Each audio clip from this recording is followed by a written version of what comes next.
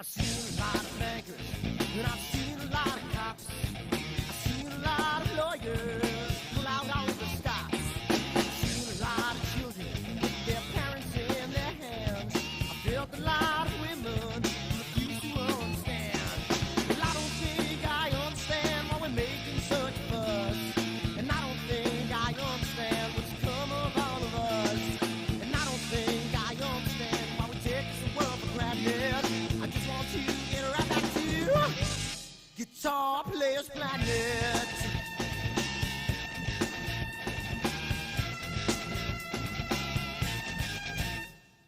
You see it in the papers, you read it every day.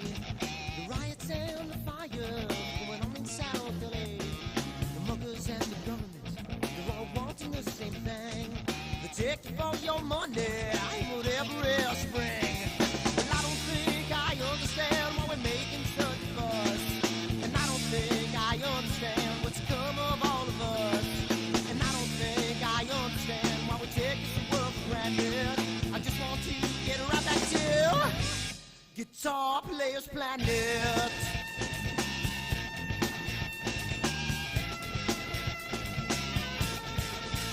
Take me.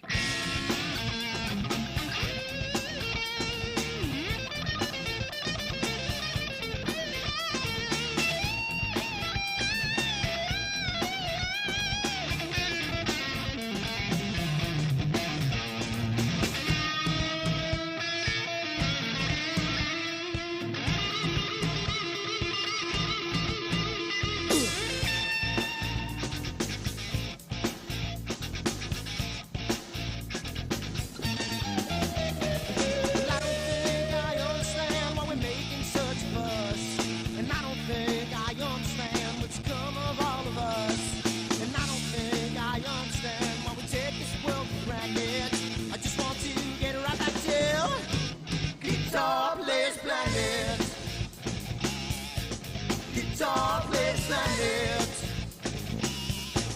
Guitar Players Planet. Guitar Players Planet. Guitar Players Planet. Guitar Players Planet.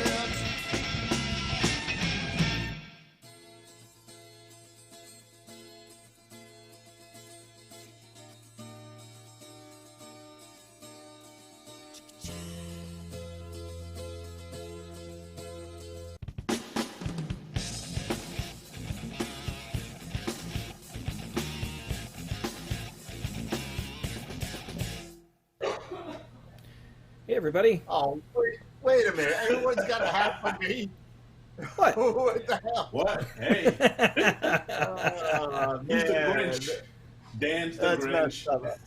I gotta get Dan's something. the This ain't gonna work, but I'll do like one of these. Come on, guys. Show me up here. Yeah. Yeah. I don't even have my tree up yet. My tree's still in the box. Tree. See? Yeah, I'm you got already tree, in the spirit, man. I got the tree. I got the hat. All Well, I have is the rug. I got the rug going. That's it. yeah, see, for us, we had to set up 2 trees this year because my daughter wanted a tree in our family room. The 12-foot one in the living room wasn't enough. So, A 12-foot tree? well, I've got a vaulted ceiling in my living room, so I've got 14 foot of clearance, but a 12-foot fits in there nicely. Nicely. Yeah, there you go. Yeah, we're the same way. We got 2 trees, one living room and one in the basement. So, Yep. Well, one right here and one in the basement, rather. So it's Yeah, I just have the one, and Eddie's already giving me stress about the Santa hat. I don't have one. real or artificial, Dan? Oh, yeah, artificial. Artificial. Okay. Yeah, artificial. I went artificial when we bought this house, you know what? But next year, I'm telling you, I am getting so lazy. I'm getting the pre-lit, you know, the umbrella tree, kind of. You know, I'm done with the pressing of the arms of the tree into the posts, and Yep. I'm done with that stuff. I can't. Yeah. And that's only a 7-foot tree. Yeah, see, ours is 12 foot, but I bought mine from Costco, so they're in 5 or 6 sections. Yeah, So they're that's how like this foot and a one half is. long sections, and you just shake it, and the whole thing goes. And then you just have to fluff each branch a little bit, and Now Yeah. mine is 8 branches by 8 branches by 8 branches by 7 branches by 7 branches by 7 branches by 6, and then you got a little thing on top that goes on, and it takes forever, man. It's forever. And I thought, I bought this tree. It's a nice tree. It's a nice 7-foot Douglas fir kind of fake tree, but it's held up very, very well, and I love it, and it's nice. But you know what? I'm done with the tree. I'm done with the light. I'm done with the light strings. Just pop the LEDs See, off. Grinch.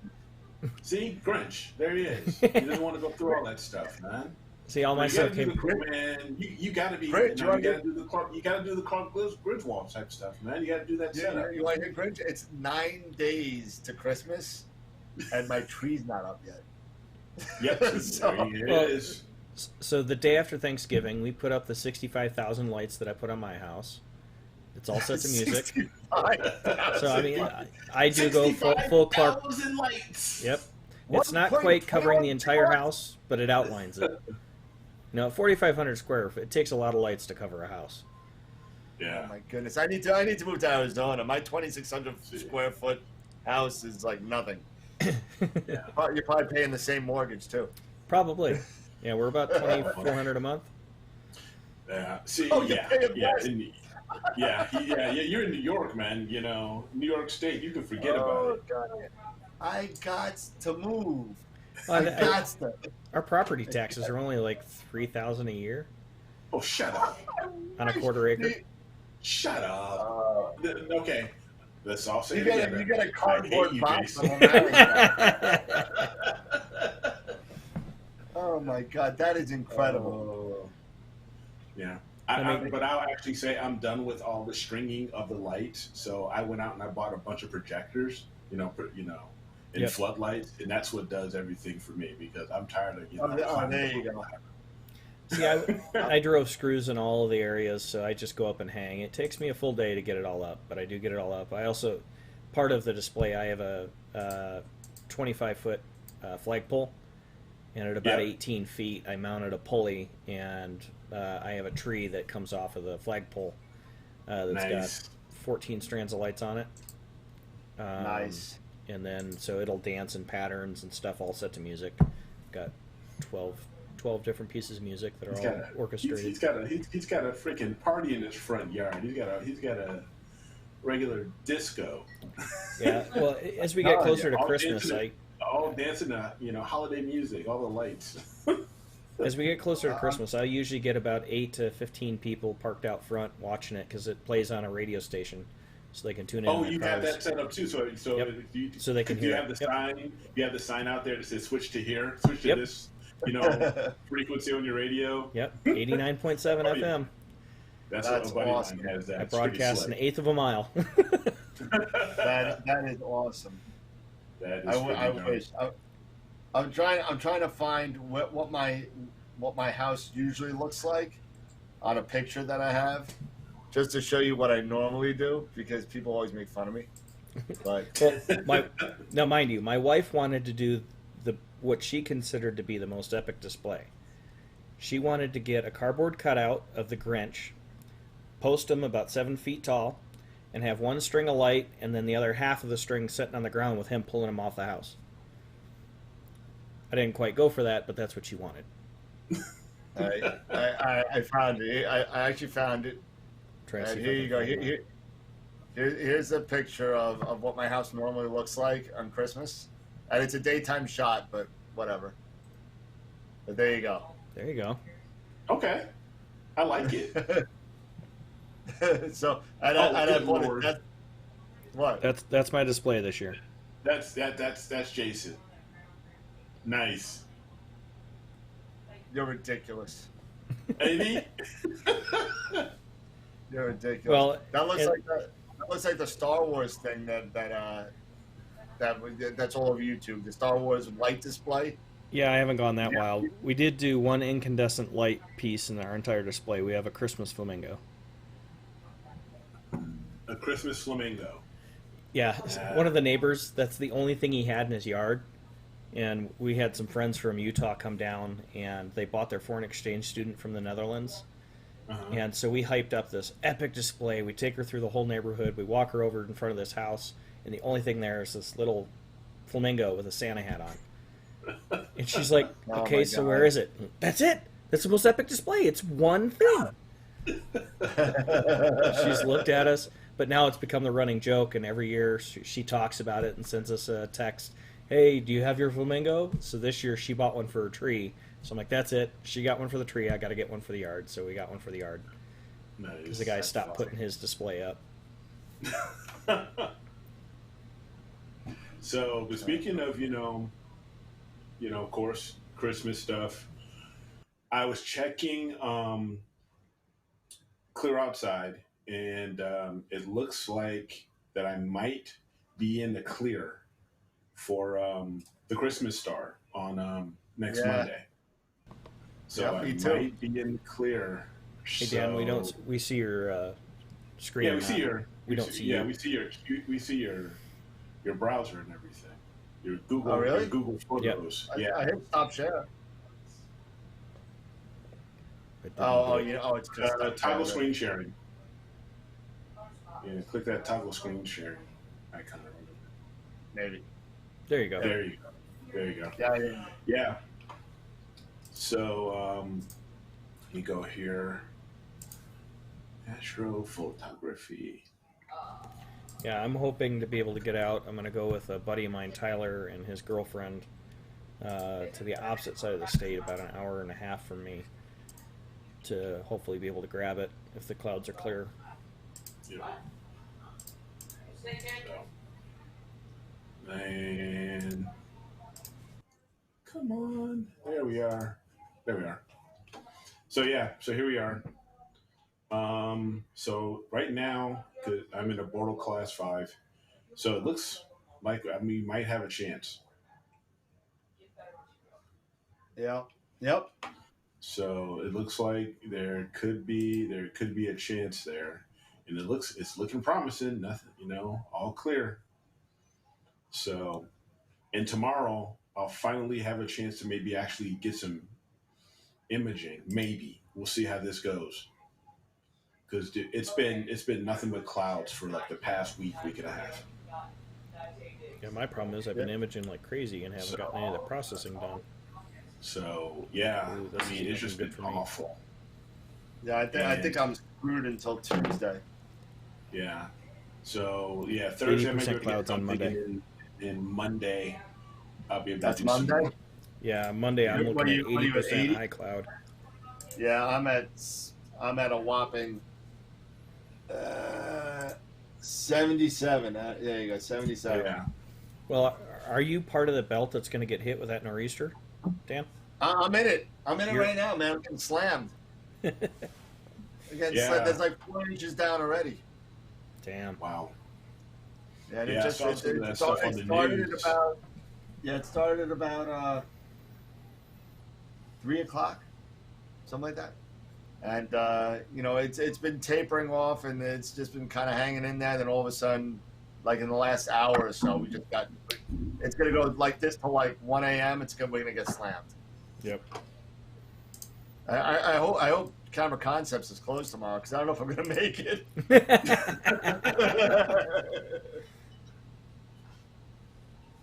But hey, what are you gonna do? Yeah. Hey,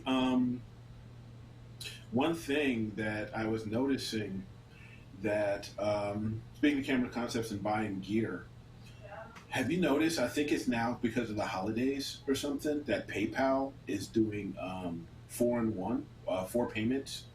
They're letting people, because I was on Agena Astro and looking at gear and stuff like that, and if it's under a certain dollar amount, like I think it's maybe under $400 or $300, you can break up the payments up to 4 equal payments, interest free. So I was like, Yep. Okay, you can get some nice, little Astro, a few little knickknacks and Astro gear, maybe a little guide scope or something, There you go. and don't have to, put it all on a card.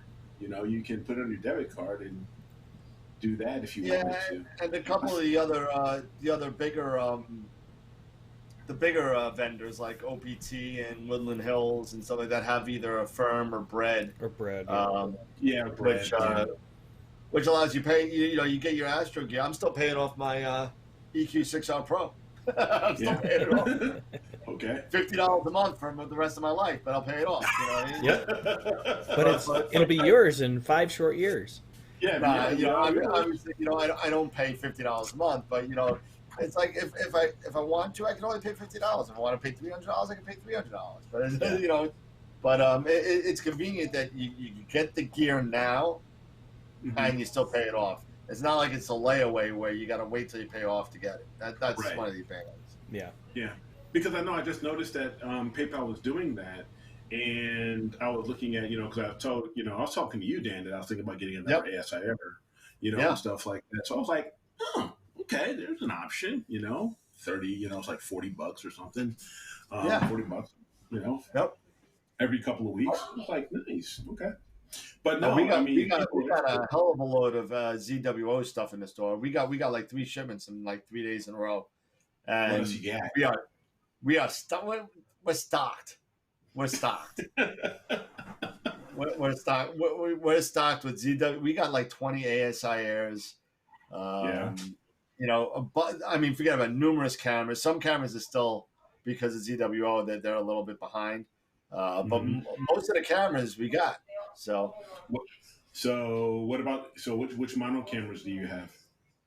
Do you have if you want the 16 and the 294? Do you have the 294? I can tell you in a second. I can tell you in a second if you want to talk for a little bit. Let me check. Yeah, because Tyler has let me I'm borrowing his 294 mm, and and I don't know if you guys have seen the picture that I posted on Facebook. Yes, it looks like you guys like 2. That. Okay, cool. Yeah, 2 monos, 294s. 2 monos. But yeah, it's I'll see if I can try to find what I've got right now. But it's pretty. I've got that. What is it? The 2-inch EFW. Yep. That thing's a monster. It's like a 45 record player, man. It is. It's crazy. It's like the size of my head. Yeah, because here it is. Let me share this real quick. Yeah, I saw the picture. Yeah. So everybody can see this. Look at the size of that thing. Oh, I feel so bad for that focus tube. Look at the size of that thing. That thing is here it is on the side. Oh my God. That's awesome, though. That's awesome. It's and you know what? But I haven't had a chance, because the clouds came in. Because when I took this photo, it looked like they were going to break, but they never did. So I put everything back under the telegizmos and wrapped everything back up. So I haven't had a chance to do any lights or anything like that with this filter wheel yet, because I did take some shots of here. Let me see here if I can. AstroStack. And yeah, here we are. And this was with the 294 mm. I don't know if you guys can see this or not. Let me see if I can zoom it in a little bit. Of the these are my first lights. Yeah, I got it. So of the cone. And this was all in this was 10 minutes of HA. Okay. So these are 600 seconds, but I don't like how the stars look. So a little bloated. Yeah, they're a little bloated, Yeah. Yeah, I've been fighting that same thing. I've shot 4 nights of imagery on the Cone Nebula and Christmas Tree Nebula there. And I'm just fighting like hell trying to get color that I like. Yeah, Yeah, we were talking about that before. So, let's see. Whoops. Well, my buddy Scott wants me to send him a picture, show a picture of his rig on to talk about it. I don't know if I can bring it up. Let me see. Hold on a second. Is this the same guy that wanted to do the dual focusers? Yeah, it's him. I had a feeling. Sorry, Scott. But let's see. So yeah, we were talking about you last week. But let me see if I can find it in my Facebook. It's I think hopefully you put it in Facebook. But this rig is a monster. I mean, he spared no expense in doing this. Let's see. Where is it? He didn't send it. Send it to my messenger, Scott. It didn't come into my messenger. When it comes on, I'll show it. But send it to Facebook Messenger. Makes it a little bit easier. One thing that when I was messing around with my 126 and the before I hooked up the EFW, I was using my filter slider, the one I use for the Rasa, because it's the same. Right. It's the same thickness as basically it's about 19 or 20 millimeter. Very similar to what the EFW is, so it still had good spacing.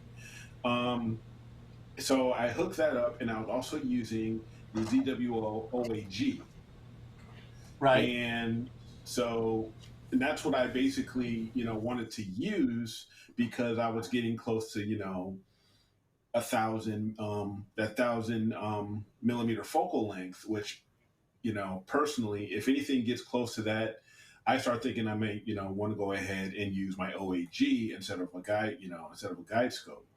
Problem was when I was getting everything set up, I bought the ZWO helical focuser that you can hook up, and I could not, for the life of me. And I was using I used my 120 mm mini, as well as I tried the 290 mm mini. I could not get the freaking stars in the focus. They were still too, and I turned the focuser all the way in, and I still couldn't get it. And so I basically gave up. I've got to spend some time now. If I use my 224 MC or my 120 mm, the traditional hockey puck size, and I screw that into the OAG, it works. But however, the crazy thing is that I've got to pull the prism and everything. I've got to pull the camera actually. I've got to pull it almost out from the prism to get it into focus. So it's driving me nuts. So I decided right now, I went ahead and because if you saw in the pictures, I abandoned the OAG and I put on my GT71 without the reducer, so I can get the full 420 millimeter focal length. Because I went to astronomy.tools, and my ratio is about a 1.18. Okay. There you go. If I use that, so I'm going to give that a shot. And I've got the 290 mm. No, I've got the 120 mm mini. Loaded up into that guide scope. So it makes the whole rig heavy as hell, especially with that filter wheel on it. But I can't figure out for the life of me why I'm having such a hard time right now with that OAG. Do you have the snoot? Do you have the snoot threaded onto the 120 or 290? So it came with like a 3/4 inch snoot. Yeah. Yeah, the three, like the black snoot. Yeah, I took it off. You're probably going to need that to be able to get you the back focus that you need. You think so? Okay. I almost guarantee it with the OAG. That's why it's there. You don't really need it for straight guide scopes, but with the OAGs, you need a little bit more back focus because you don't have the draw tube to be able to get you there. Right. So Right. they Right. give you that. I think it's a 3/4, maybe a 5/8 inch. Um, Yeah. Yeah. The black. Yeah. yep, The the black little black add-on. extension Yeah, snoot. yeah, Try the that, black That thing, yeah. should- and that should yeah. get you just enough out that you should be able to get your focus because of the Okay. prism. But I definitely try it. Either of them should work. Roughly the same Yeah. focal point, but you're going Yeah. to need that snoot. Yeah. Yeah. Because I would rather have the OAG, so I can take that 71 millimeter off and lighten my load. Yeah. Oh yeah, yep. But until I can figure this out, so I'll give that a shot. I'll bring it back. I'll bring it out because right now everything's wrapped up in under the telegizmo outside. So I'll have to just bring it back in. I usually keep all my stuff outside. What do you guys do? Do you guys usually keep your stuff? I know, Dan, you don't necessarily. You don't keep your stuff outside. Just You just bring the it in, mount. you? Yeah, Yeah. Yeah, You bring your OTA and everything back in. yeah. It depends on what I'm Yeah. doing and what the weather's going to be like. If I'm going Yeah, I to image agree. a couple nights in a row and there's no clouds, then I leave the rig out Mhm. typically. Mhm. But like my mount and the tri-pier are almost always out under a telegizmos. Yeah. Right now, I've moved it onto my patio because we got a winter lawn put in, so I can't have it setting out in the middle of the sprinklers. So it's on Oh, the you patio got the where the pine sprinklers needles don't hit. going. Yeah, but you know, I prefer to keep it out. I've been pulling the scope that I'm using in because it's not my scope. I'm borrowing it from Right. a very generous offer. Little Which donor. he kind of leaked on the chat there, but I'll say it. But Explore Scientific has me testing the 152 ED. So I've been playing with that for 2 weeks now and trying to get images and in the process of trying to get together a technical review video and a little bit of a personal experiences type thing with it, and gathering data so that I can have stuff for the end of the video. But I should hopefully have that up in a week or two here. Yeah, yeah. No, normally what I do is I sit there and, like you, if I got like 2 or 3 days of nights where there's like less than 4% chance of rain, Mhm. I'll leave it out there. But in New York, you usually don't have that. So what I'll do is I'll let it image all night as long as it's really like literally like no chance of rain. I'll let it go. And Mhm. I'll wake up at 6, 7 in the morning, and I'll look at the weather, and if the weather looks good, I'll cap the scope, I'll cap the guider, and I'll throw the telegizmos on there. If there's a chance of that I'm not going to image for the next 3 days, I'll just take it Mhm. in. I mean, it's only an 80, so so it's really not a Yeah. big deal. Yeah. Yeah, because yours is pretty. You have a light OTA. I mean, if I'm lugging that 126, the 126 itself is already 30 pounds, and then you throw in everything else that I've added onto that stinking thing, Yeah. it's close to maybe about 40, 45 pounds. So I keep mine under that telegizmos, and I just bungee cord the bottom of it because So yeah, it's just a pain. And I don't Well, take it out that often. this is the first snow that this mount has seen, so We'll see how it does. Okay. See how it we'll does. see. Right, Pop? We'll I see. don't know about you guys, but I've been seeing a lot of posts on the different forums like, how cold can you let this thing get for all different types of mounts? Oh, Yeah, I've Uh, seen it. I, I've seen I all know a that. lot of the. I'm on the iOptron group because of my CEM 40 and 70, and there was two guys that had the 60 and 70 out, and it was like 30 below zero, and they're like, Mhm. it's still imaging, it's still doing good, guiding's Yep. great, so we're Yep. gonna let it rip. yeah. Technically, the when I manual had my says negative CGX, 20. I was the same way. When I had my CGX, I was well below zero, like in the minus 20 or something, and that thing was still going, and I was imaging. And with the iOptron, I think this would be my first winter with the iOptron. But Okay, I'm yeah, it confident is. it'll Yeah, do just fine. I'm confident it'll do just fine. I'm not worried about it. yeah. I'm not worried about mine either. I'm not worried about it at all. The telegizmos has treated me so well. I mean, I'm not worried about it. And I also seen TJ Conley's pictures of like 18 inches of snow on top of Yes. his. So And now that he has his observatory, it's all good. But I've seen it when he was imaging. Yeah, and me he too. was like, it was just like totally frosted over. Like Yeah, everything is frosted over. It's like nuts. The television was frozen. He would like lift it up, and it'd be like a solid Crunch. sheet of ice. Yep. Yeah. Because he doesn't live too far. I think when he was imaging, he doesn't live too far from like a lake or something. I think. Yeah, no, At least he's up there, man. Yeah, he's upstate Yeah. New York. He's up there. I don't want to think everywhere, but he's up there. Yeah, it gets Yeah, cold. He gets 20 to 30 inches every winter, no problem. Yeah. Well, at least you're going to get your 20 inches early, right? You know what? I knew that we were going to pay for the last 3 years. I knew it. And of course, it's got to come in like the worst year in since like the Spanish flu. So we gotta end. I've always said it. I say it to my people at work. I said, if you're gonna lose big. Yep. Make it count. And that's what we're doing. I'm gonna be digging out of I don't know how many inches. No, I'll put a yardstick out there and we'll take a look at it. I do have my friend who sent me the picture. Let's see, my friend Scott. So in case you want to make this a point of discussion, there you go. Is that a C11? An 14. Edge 11? That's a 14? Yes, oh, sir. Good God. Yep, that's a monster. That's a 14. He's got the eagle on top. He's got the I think that's the 120 mini on the back as a guider. Okay, for the OAG. Yeah, the OAG. Yep. And you know what? I mean, he also has a Hyperstar for the front. He does have a Hyperstar.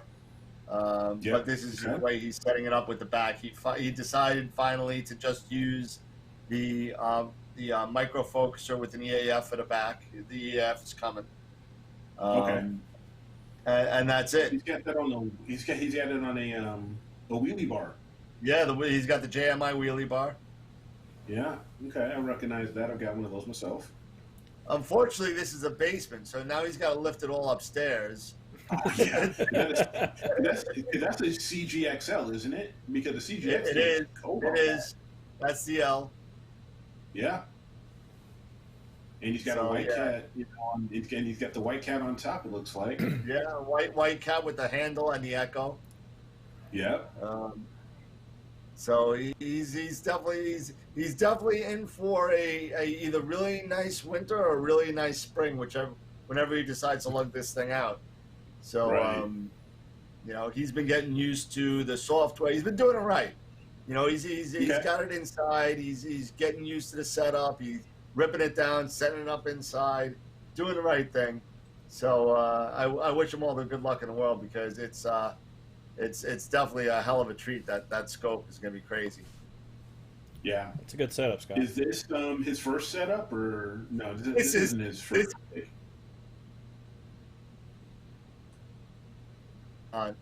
This is his first setup. That's his first rig? Yes, sir.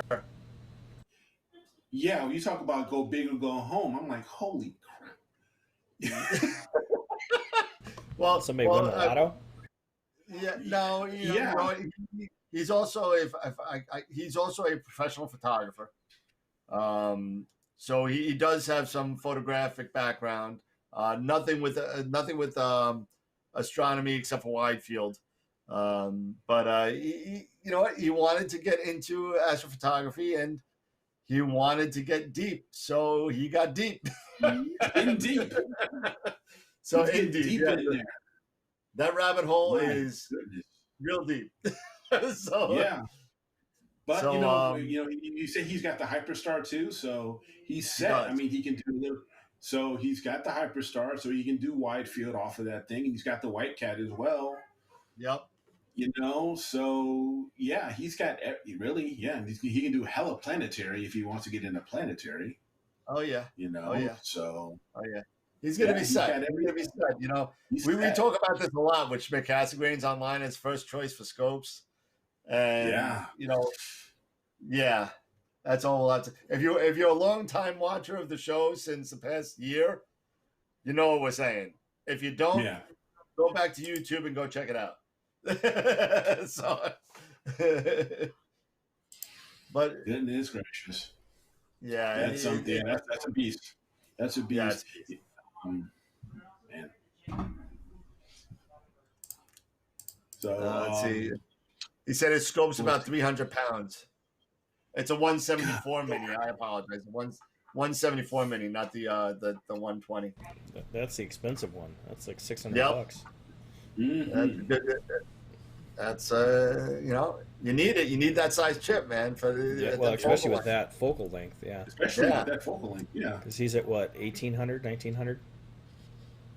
What? No, he's got a 0.7 No. reducer on there. He's at like 2,700.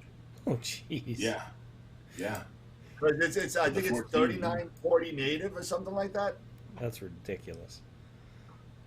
No, You can see Marvin the Martian on Mars. no kidding. Nope. I'm Taking a shower. My 37 He can space see him. exposure modulator. You can see into his bathroom taking a shower or something with that freaking thing. Good lord. Talk about a light bucket. I'm telling you, man, that is gonna be nuts. Scott, if you ever get a picture in focus in the first year, you got to share it on the show. But it's gonna be a challenge. It's gonna be a challenge. I mean, I thought I was excited when I was able to play. So this is the 152 mounted up on the 70G. Yep. I was like a kid in a candy store when that thing showed up on my doorstep, man. I thought I was doing good. Now he brings that, and I'm like, oh, this is looking kind of small. Yeah. No, Mind man, you- a 152 is huge, dude. From focus tube to the end is 52 inches long. Oh my god. Yeah, I think it's smaller than me. insane. That is almost as tall as me. Holy cow. And we've got a 52 couple inches other things wide. hopefully What do in you the mean it's works. 4 So. What was that? No, it's Yeah. 4 inches. But yeah, that's because he said 52 inches. So yeah, that's like what, Four and a 4 half feet. feet, just 4 4 inches. and a half feet. Yeah. Yep. I suck at math, so it takes me a minute. Well, Divide by 12. That's one of the few things I'm actually good at. I can't do anything else good except count. The odd thing is like the case that thing ships in is 2.5 times as heavy as it is. You know, just slightly Oh, bigger, yeah. of course. Oh yeah. But I mean, it's insane what this thing's been able to do. I've been having a lot of fun with it. Looking forward to getting the review together so I can get the photos up and show everybody. But What's the focal length on that on the 152? native is 1216 millimeter Okay. at f8. Yeah. That's So, of the optics they have, this is the longest reach that they have in their current lineup. The 165 is actually at 1156 or 1158, but it's an f7. There's got to come to a point where, you know, with a refractor, with an ED and APO refractor, that you gotta stop. Well, you can't go. and that's you why shouldn't go any further. commercially you really don't see anything over like a 170, 180, Right. because at that point it's too big and you really need to be at a dedicated observatory where it's mounted. Yeah. Because I mean, you know, most of the scopes that we were dealing with, you know, 50, 60 years ago were refractors. Now they're new, you know, the astrographs and RCs and things like that. Yeah. Just because of the nature of the light gathering capabilities, but Yeah. Speaking of RCs, I'm still waiting. You know, Mark, I'm still waiting. I want to see. well, we all are. Yeah, really. Well, Mark and I were talking, I guess yesterday. I think it was yesterday. Maybe it was the day before. And it looks like him and I were going back and forth looking at pictures of his collimation. And we were going back and forth and looking at it, and I'm like, I think the bottom's a little bit smaller than the top. You know, it's a little bit off from a picture. So he's like, hold on, let me check. He's like, how did you see that? It was a millimeter off. I said, I've done thousands of these. As I said, I think it's just a little bit off, and he got it, and he looks like he's got it dead on. So I'm really thinking that we're really close to seeing some first lights out of this thing. So I'm really excited to see that. Maybe we'll get first lights in the new year. Yeah, I'm really looking forward to seeing what a 10-inch RC, I mean, I'll never buy one. first light. I don't think I'll buy one, but I'm gonna be refractor probably forever till I die. I think that's it. I'm done. But I'm done trying different things. This seems to work good for me, and not saying that RCs aren't good scopes. They are awesome to do what they do, and they're great. And you learn to collimate them, they're even better. But it's just that I know I'm at the point in my life. I'm 50. I'll be 50 in a couple of months, and I don't want to learn anything else, man. I'm done. I'm done. Well, and that's been kind of the cool thing. The last 2-3 weeks here, Mark has been learning how to use Nina.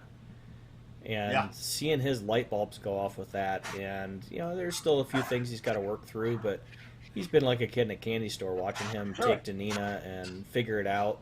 There's still things where SGP does better, or he knows it better, so it's a comfortable crutch. But for a free program, he was damn surprised how well it does, and a couple of the things that it actually did better than SGP, and even into the PhD guiding with the new multi-star. He's been playing with that as well. Yeah, I played with. Unfortunately, I can't use it as often as I like to because the SGP doesn't. So Nina doesn't play well with SPIG.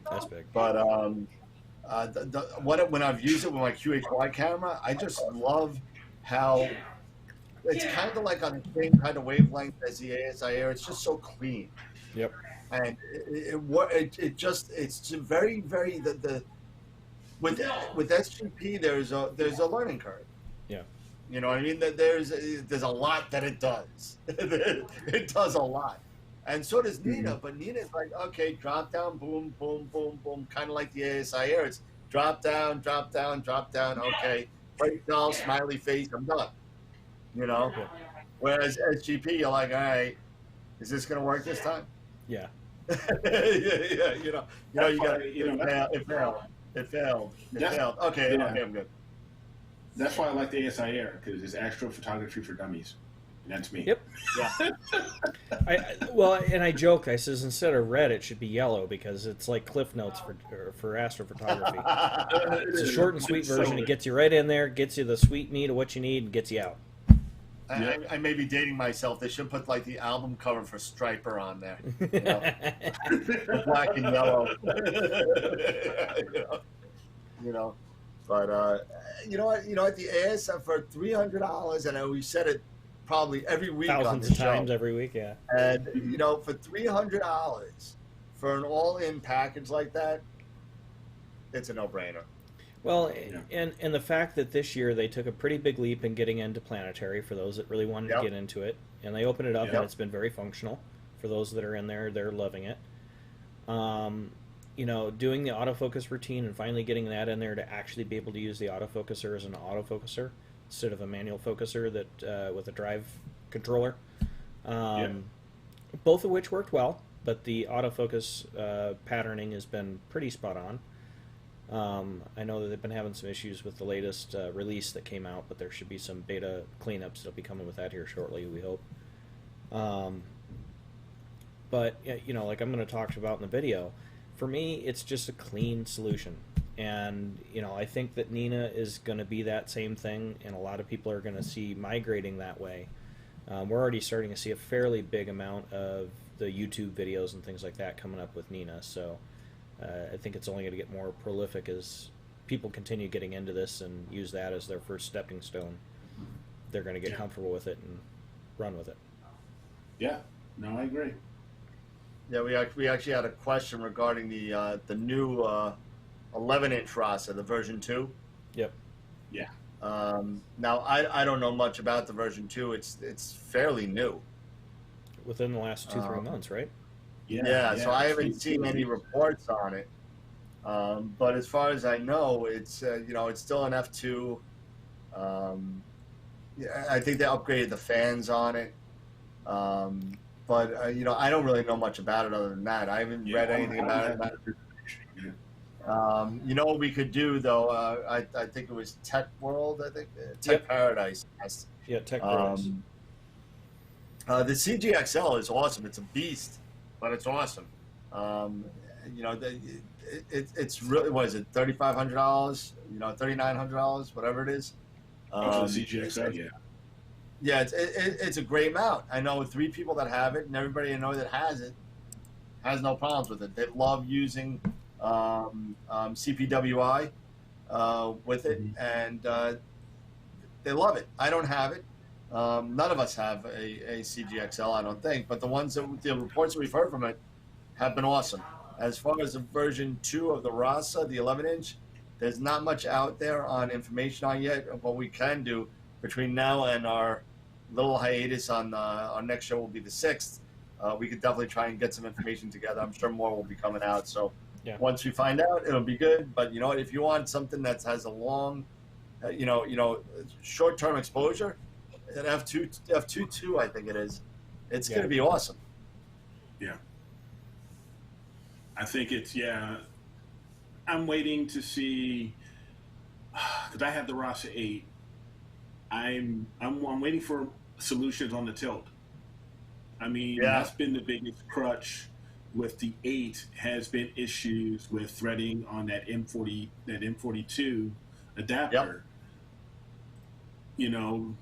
Has been tilt issues. I mean, some people, and I've done this. I've removed the felt from the back of the M42 adapter, so it's basically metal to metal, and it's improved the tilt issue. It's got it down, but it's not perfect. It's not the way when you're dropping $1,600 on an astrograph or something like that, when you were expecting certain things that this thing is supposed to be, with the high speed. But this has been the crutch of the Rasas, at least from what I understand, at least from the on the 8-inch. I've heard, on the older version of the 11, it had some tilt issues. I don't know if the second version, the V2, going to have it or has it, but it's been the biggest crutch right now of because the Rasas are basically they're one trick. They're high speed. That's all they are. They're actually, they're one trick ponies.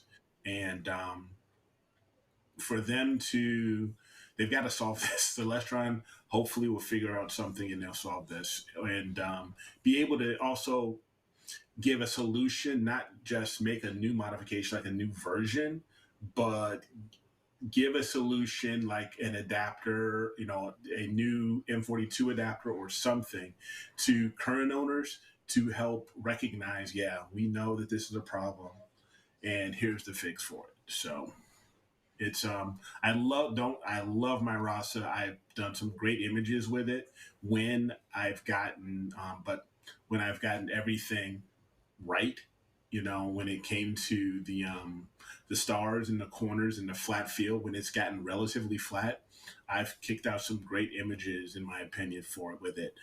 But that's one of the crutches of the Rasas, at least right now. So with hopefully version 2, is better. Well, I'm actually looking at the Celestron website right now, and in Celestron fashion, they just put the specs on the scope. They don't even mention anything about either fixing or not fixing the tilt issue in any of them. So I'm not surprised. No, I'm not surprised either. They wouldn't put it out. We'll have to end up hearing something like from people in Cloudy Nights or something. When we get like end users actually touching it and feeling it and taking pictures, they'll be like, oh, well, you know what? They either fixed it or they made it worse, or it's the same. Or it's the same. Yeah. 33% chance. It won't be something. It won't be something that Celestron will advertise. Oh, we've got a fix now, or something like that, or because that'll emit fault by default. So we didn't fix it, but in this firmware upgrade. Mm-hmm. Yeah, Hey, you exactly. want to buy this? Here's a new adapter or something that they'll probably slide over to a third party to say, hey, you make this or you sell this under your name, and you'll give us a cut, but you sell and say, hey, we fixed this. So who knows? Yeah. Yep. I mean, and I got, I'm counting the minutes down. I got 11 minutes to an announcement, and so if you guys can hang out 11 minutes, No, I'm gonna I make can't. it. I gotta go. Hey, listen, I am exhausted. I'm ready to start Christmas vacation. I'm ready to go. I hear you. You know, I I cannot mean, wait. I remember the days where we've been talking and said we got to kind of narrow down the time a little bit under like an hour and a half, and then all of a sudden we're We've been back up trying, to but we 11. always are at 3.5 or 2.5. Yeah, always. we're usually, by the time we get to bed, or off totally, because we have like a little 3-minute recap at the end of the show, just to kind of recap the show, and usually by the time we all get off, it's about 11:30, 11:15, and by that time Yeah, I am crawling. just I'm crawling upstairs to the bedroom. Well, meanwhile, I'm going out to go get my imaging started. Like I've got the scope Yeah, polar and line. it's like 9. It's like 8 o'clock where you live, Chase. Yeah, Jason, shut up, Jason. Well, I am trying to get some images tonight, hopefully. So You know what I'm getting? You know what? I've been saying that I wanted to get this, and it has nothing to do with astrophotography, but I've always been dying to get a macro lens, just to get some cool shots of some snowflakes. I always kind of wanted to do that. They like. What's that? depending on the camera you have, they actually make it's a reverse lens adapter. So it's like for you, it'd be an EF mount, and it screws Right. into the thread, and it basically Right. reverses your camera and turns a standard lens into a macro. Really? Yeah, I don't know that it works Okay. on every lens, but I have seen that some people have used that. I don't know that it'd be my favorite way to do it, but there is that option out there. It's been one of my projects that I've wanted to do for like the past 4 years, and we haven't had a lot of snow in the past couple of years. Now all of a Hey, sudden we got we 15 can- inches. And now you can't get out to go get a macro lens. Yeah, and if Camera Concepts is closed tomorrow, I'm screwed. Well, what you need to do is what I did for quite a while. I got on a bunch of the Facebook groups for the camera lens swap sites. Yep. I'm on like 3 or 4 Nikon ones, 2 local photo swap sites. But it's amazing the amount of lenses, especially right now. People are upgrading a lot, so you get a lot of the mid to lower grade glass getting traded up for mid to upper end glass that they're purchasing. So I know there's a lot of good secondhand glass coming on market with the holidays here. So keep your eyes open the next month or so. Yeah. So people get their Christmas gifts and like, okay, well I don't need this entry glass anymore. Let me move up, or finally bought myself something really good so I can get rid of this mid grade. Yeah. Yeah, the only problem there, Scott, is he's not Nikon, he's Canon. Yeah, I'm a Canon. Yeah. So Mark, if you're listening, and I know you are, no, the Eagle 4 has not come in yet. I've looked at it, and it has not. It was ordered when you ordered it a couple weeks ago. I will call up Tom tomorrow. Actually, Tom, or I'll send an email to Filippo and find out where it is. But hopefully it'll come in soon.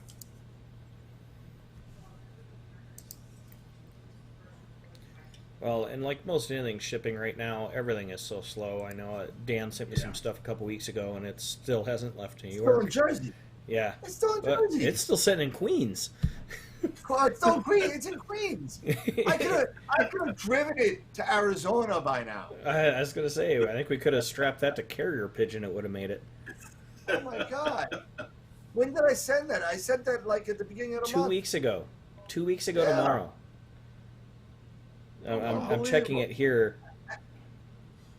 Still in Queens, New York Distribution Center. Since the 6th of December. It's the 16th. They're still trying to flip New York. Yeah, right? 2020, man. 2020. In transit, arriving Oh late. my god. Oh, goodness gracious. Unbelievable. But they're not the only one. I've got a couple other things out that have been taking a little while to get here. Looks like I'm going to get 2 of my things tomorrow. Well, at least one of them.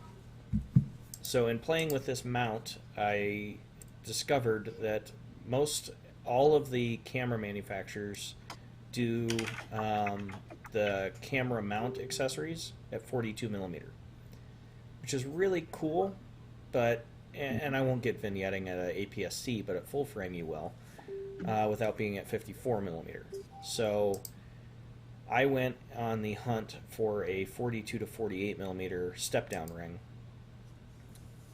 so that I can go from my regular M48s down to the M42 on a field flattener, because they made a custom housing for the field flattener that I'm using. And I really want to be able to use a dedicated flattener so that I can get the full reach of what this camera can do, or the scope. But I really am not nuts about using compression rings, especially with having an ASI 2600 hanging out the back of it with, 2.5, 3 inches of extension rings, or extension tubes. Yeah. And the particular 2-inch compression ring that it was sent to me didn't have the right screws, so I went to the hardware store to get the right length screws to actually compress the ring. So instead of thumb screws, I now have Allen screws, so I got to make sure I'm only doing those hand tight so they don't damage the flattener.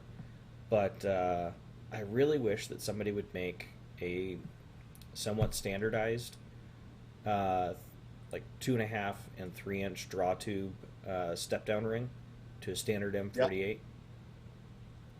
We were talking about that before. Yeah, so I mean, I know that really my only option is probably going to be going to Precise Parts and have them That's what I was manufacture going to say. something. Yeah. Yeah, it's going to be a monster. It's going to be like freaking $300, $250. Yeah. Well, and because I will probably be hopefully doing some evaluation on some other scopes that will be using 3-inch draw tubes, and these ones all happen to be from the same manufacturer, so they should all be uniform. I might make the investment just to be able to have it to make it easier to attach the imaging train. But in the same token, it's not readily available, so it's not what the average user is going to have available to them to do this. No.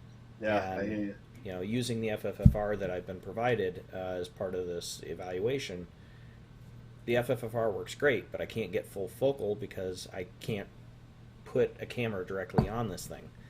Right.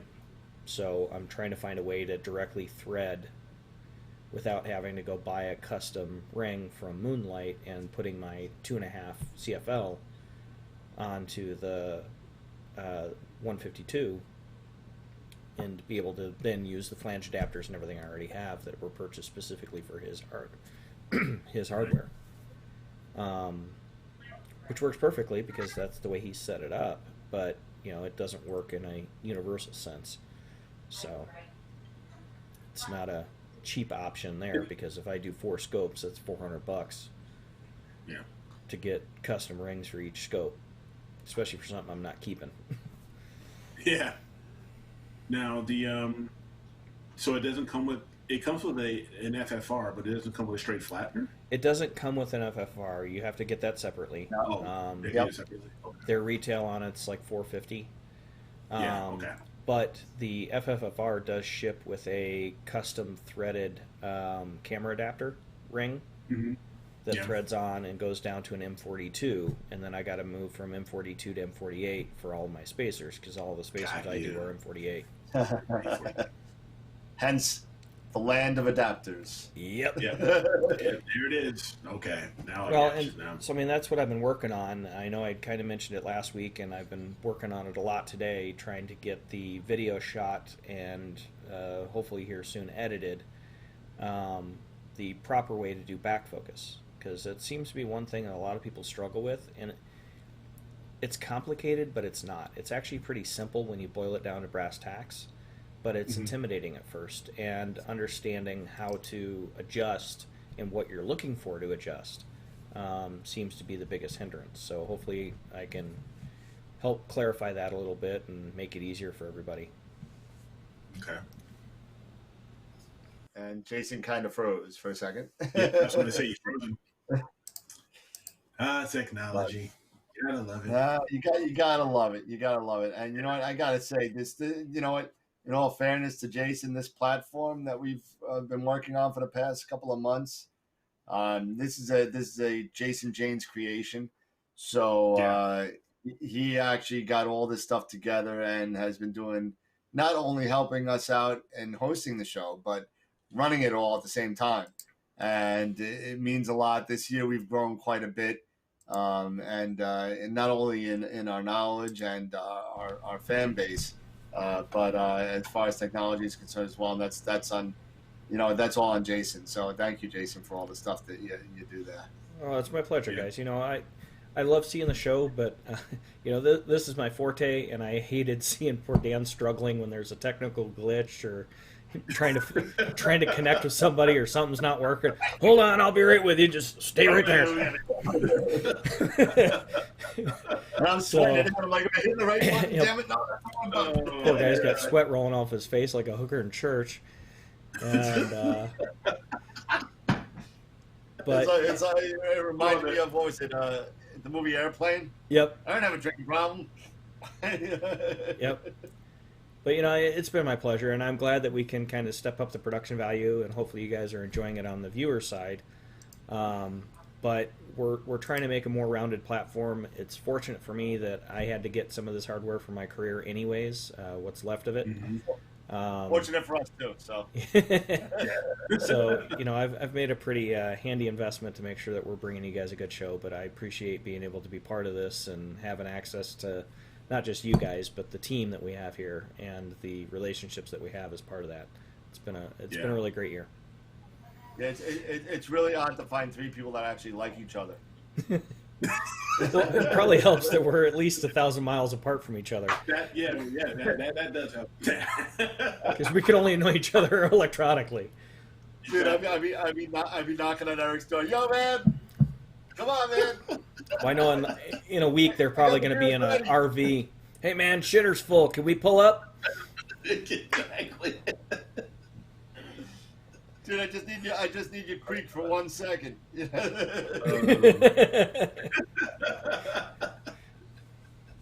All right, well, I'm 1 minute late for my wonderful announcement. All right, so I know that it's a long time coming, but we did it, and the website is live. So it is bare bones, but I wanted to get something up kind of quick. And if you just go to your web browser and go to www.astroworldweb.com, and watch it not work, but there we go. And there is AstroWorld, the reveal. The website is up. A couple of things are a little bit weird with the website. Let me just show you real quick. It's like, what do I do? Yes, you got to scroll down, and as you scroll down, the bar pops up. Sorry, Eric, about your picture here. You got stretched a little bit. I'll fix that. I was like, man, I got a big head.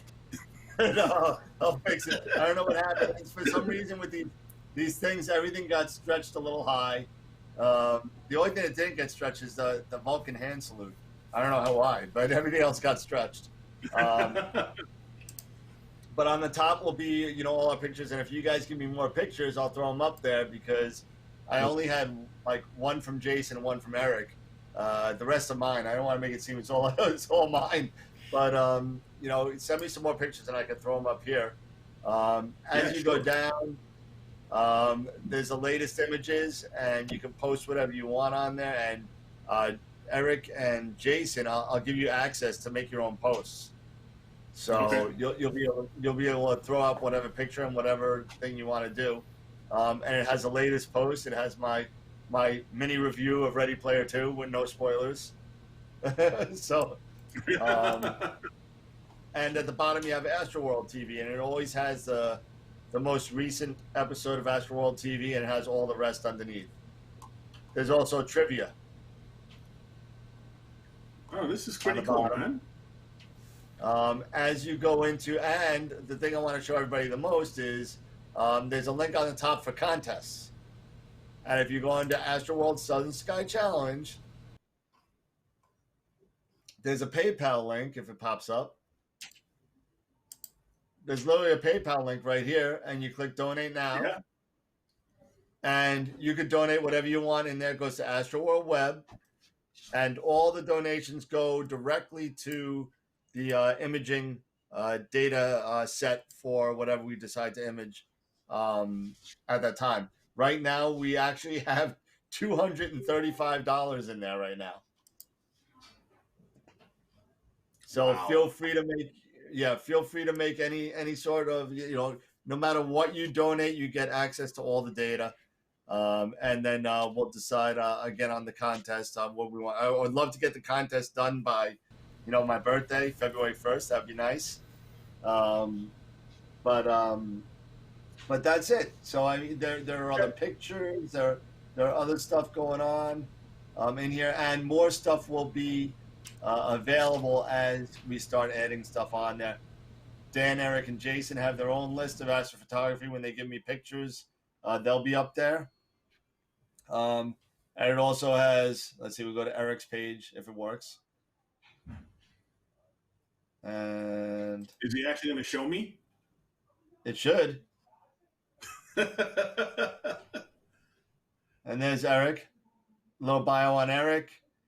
When he gives me gear stuff, he'll give you his gear, and his social network stuff is on the bottom. So if you want to contact Eric, myself, or Jason, you can. And there's our links on the top as well. This looks really good. I'm dumping this advertisement. I got to get rid of that. I don't know why that's there. But yeah, so that's the AstroWorld TV, the AstroWorld website. So there you go. No, there you go. Congrats, man. This is awesome. It's been a long work in progress. We've still got some work to do on it, and it's all been Dan and his buddy helping out with it. But it's really come together. We're looking forward to having you guys get in there and interact with us on there. Yeah. So it's gonna be great. It's gonna be good. I mean, it's really bare. The end of the year. And actually, I wanted to come up before Thanksgiving, but Can't have everything, right? We actually put it live yesterday, so later on, I guess during the 2-week hiatus, I'll show both of you guys how to kind of log in, give you the credentials, and it's so easy to do a post. It's so easy, dude. It's like. It's easy. If I can do it, it's easy. You guys will have no problem. Well, I mean, you guys both have IT backgrounds, so it's really easy for you. I've got to kind of futz around with stuff. No, literally, you just go to the link, you put in the credentials, you go into post, new post, categorize the post under whatever you want, add your pictures, and type. And publish. It's done.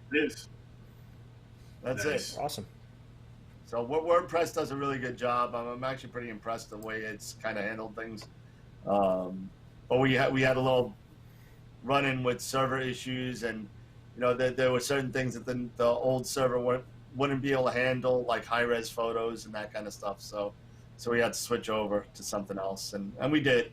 And so far so good. So there you go. So feel free to go check on there and see what's new on AstroWorld website, astroworldweb.com. Awesome. We'll get that updated banner going as well. Yep. For next year. Yeah, for 2021. Well, kind of segueing, I think that we had an interesting year. It was a growth year for all of us here in 2020, both in kind of changing the format of the show a little bit, and my ugly mug showing up here every week. But hey, so me. Yeah, me too. But it's been an interesting growth. Not only have we seen our social media expand rapidly, which has been spectacular. But I'm hoping that you guys as viewers are enjoying what we've got going, and we need your input to see where it is you want us to go in 2021. So Yeah. don't hesitate to reach out to us and tell us things you liked, things you didn't like, things you'd like to see, to kind of give us some areas to focus on what we can do to do better for you and to make the content more engaging. Yeah, absolutely, and I think it's really important to get the input from everybody that's watching, because I don't expect anybody to sit down and watch us banter for 2 hours, but unless if your name is Mark, and then if any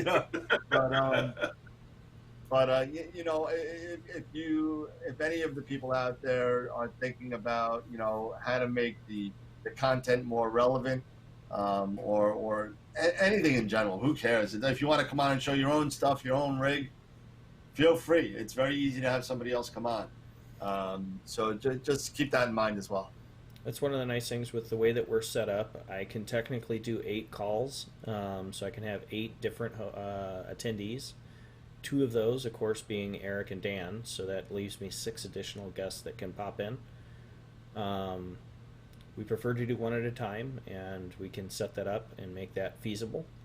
But that's one of the nice things is I'm literally doing this on a laptop with a GoPro over top of my monitor. I've got microphones in front of me and whatnot, so it's a portable rig, so that I can take it on the road with me. And if I'm not otherwise consumed with having to work, I can be able to produce a show for my hotel room, or depending on the show that I'm on, possibly do it from the ballroom while I'm in rehearsals. And you've done a few. I've done a few, yeah. Away from home. So and for the most part, they've all turned out really well. Yeah, we had some moments, but that's technology. But when we're sitting here at home on high bandwidth. Yeah, and also when you try and have a guest and then try and kind of run the show from a hotel room, I mean, it's not going to work. Yeah, that was a recipe for hiccups, and we had them. No, but Tom came back, and Tom came back where it worked out. Yeah, exactly. Well, and I thought it was funny. I won't do specifics, but for those that follow Tom, he just upgraded his internet at home and realized how much difference new hardware was going to make, as I'm sure Eric's getting ready to deal with there personally at his place. Oh yeah. He went from a probably 5-6-year-old router setup to a brand new mesh Wi-Fi, and he was remarkably impressed with the enhancements that he was able to get. So I'm sure. I can't wait until we get him on again and see how that does for our traffic, and being able to get him hopefully a little bit more mobile than just his workshop in the garage where he's got his shop set up. I'm sure he'll figure it out. He knows what he's doing. Oh yeah, he does have a little bit of experience in that area. A little bit. Yeah, with my new network that's coming in over the holiday season, I'll be ready. I've heard Comcast maybe is in certain areas is starting to go up to 2 gig in certain areas. So I'm looking forward to having that extra speed. So should be fun. Well, and that's the thing, like you were talking about with the system that you're doing at your place, Eric. I went over to the Netgear Orbi Wi-Fi mesh system. I went from, I've got Gigablast here, so I'm getting 940 meg down, 30 to 40 meg up. Okay. And over wired, get it all day long. Over wireless, with the old system, the original Orbi Gen 1s, I was getting like 150, 200 meg on Wi-Fi. With the new system, I'm getting between 400 and 700 meg on Wi-Fi. Yeah, screams. That's screaming. Yeah, so it makes a marked difference. Of course, I run the show hardwired on my network so that I don't have bandwidth issues. But as I expand the capabilities here with my system, eventually I'll have a full 10 GB backbone, because Nice. as I do my other stuff, I'll be needing 10 GBE bandwidth and networking for multiple push pull with different devices on the network. So Yeah, it's gonna this network's gonna, we'll probably be around that same speed doing, because eventually 10 gig's gonna be at, pretty routine even for home. yeah, Can you imagine? In well, the it's going to next, have to with how much four we've really probably shifted, years. how much we've Mhm. really shifted the amount of data consumption that we're doing with streaming televisions and all that stuff. It's chewing up a lot of bandwidth. And I mean, as you know, Eric, having a couple of kids at home and the wife and you, everybody's on their phone and their tablet at the same time the TV's going. So you've got 20 devices all sucking a fairly decent chunk of bandwidth. And even Oh though they've yes, done a decent job at compressing this stuff down, it's still a lot of data. it is a lot of data. That's for sure. So what do you guys have planned as far as any, attempts or any thoughts for, while we're on hiatus, as far as imaging or you, Dan, I know you've been doing, you've got a lot of stuff you still said you have to process. Are you going to be more Yeah. focused on process, you know? No, you Oh know boy. what? I mean, if it's you know how it is. You're in the same position I am. We're not in the wonderful time that Jason has in the nice dry weather that he has, where you can image 250 nights a year. But Exactly. It's better to so be if lucky than good. yeah, I would yeah, but I would rather I can't give up you know what? I gave up a clear night the other night, and I felt guilty. I felt guilty because I was so effing tired. I couldn't make myself. I said, listen, babe, I just want to sit here and watch Frasier and have like 4 drinks on the couch because I'm just so tired. And I woke up the next morning and I said, damn. And I looked at the weather and I'm like, the next clear night is not even in the weather forecast.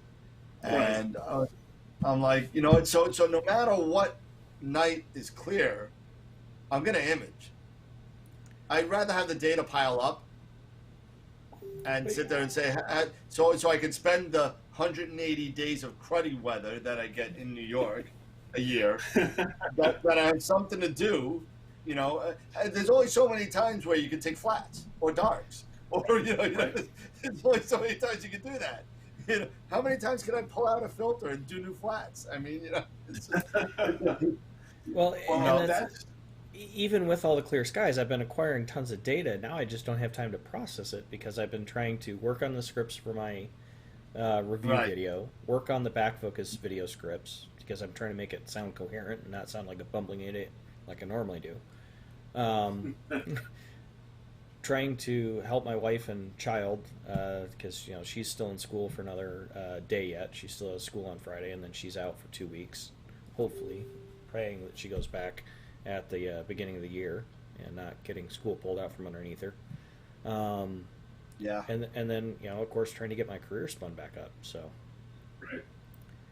Yeah. You're a busy man. but And you got a little one coming and another little one on the way. So you're a busy, busy man. Yeah. Oh yeah. So yeah, and yeah, wifey's. and Oh, go ahead. yeah, no, this is one of the reasons why, honestly, why I bought the Rasa. Is even though I have 405 skies, the Midwest weather is so wonky, you know. Yeah. Don't like the Unlike weather. Wait down 5 here minutes. in It'll the change. Southwest. Yeah, that I have to take advantage of whatever I can get, and as long as I can get, and that's why I ended up getting. That's why I went for the Rasa, it's because I can basically, and a one-shot color camera, is because I can do everything for the most part in one day, in Yep. one night. I'm done. I've got, and I can then bring in the Rasa and I can do my calibration frames, and because I can bring it into my garage, get it all set up, and do all my calibration frames, and then process. I can do everything in one night. That's one of the reasons why the Rasa one shot color combination is so great, especially for people who live in areas such as urban areas or areas that you don't get a lot of imaging time because of weather, and you have to take advantage of what you can when you can. That is Yeah. the biggest key and the biggest selling point of the Rasa. Um, Beyond all of the other things I said earlier, those don't compare to the convenience and the ability to gather that much data in that short amount of time.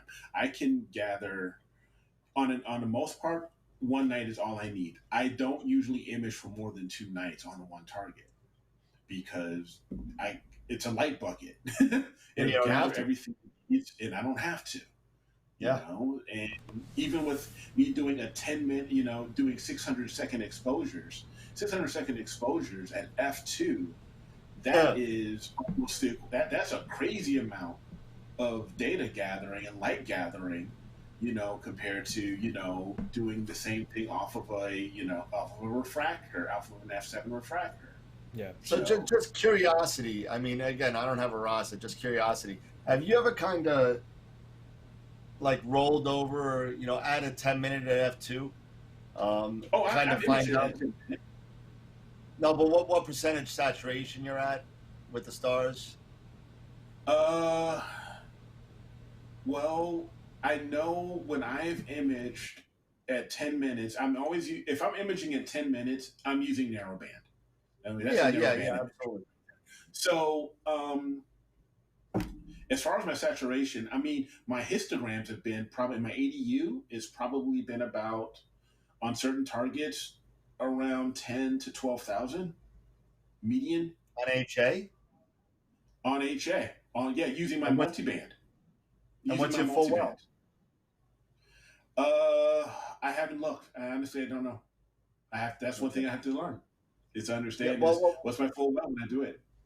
well, one way to do it is when if you dump it in PixInsight Mm-hmm. and you go into the display mode where you get the little cursor and you kind of hold the cursor down and it will give you a little box and it'll tell you what RGB and K is.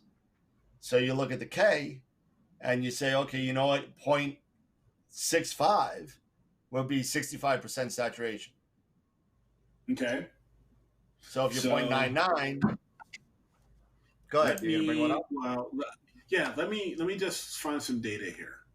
Let me just look for something that's worth doing. And we're gonna Anything. It'll give you an idea. Yeah. Okay, cool. All right, so let me fire up PI, and then we'll hop on over here because the lights I did, these lights, these were 300 second, so that's fine. that time, but that's still fine. And this is at gain 0, so I'm just waiting for a PI to fire up here. Yep. I've got it. One thing I do have to get, and then I definitely need to get is I need to boost my memory on this computer. Well, yeah, I'm only running 32 Always gig. max it. Yeah, I want to max it out, and I believe maxing out on this computer. It's a Dell XPS. I think it's max at 64.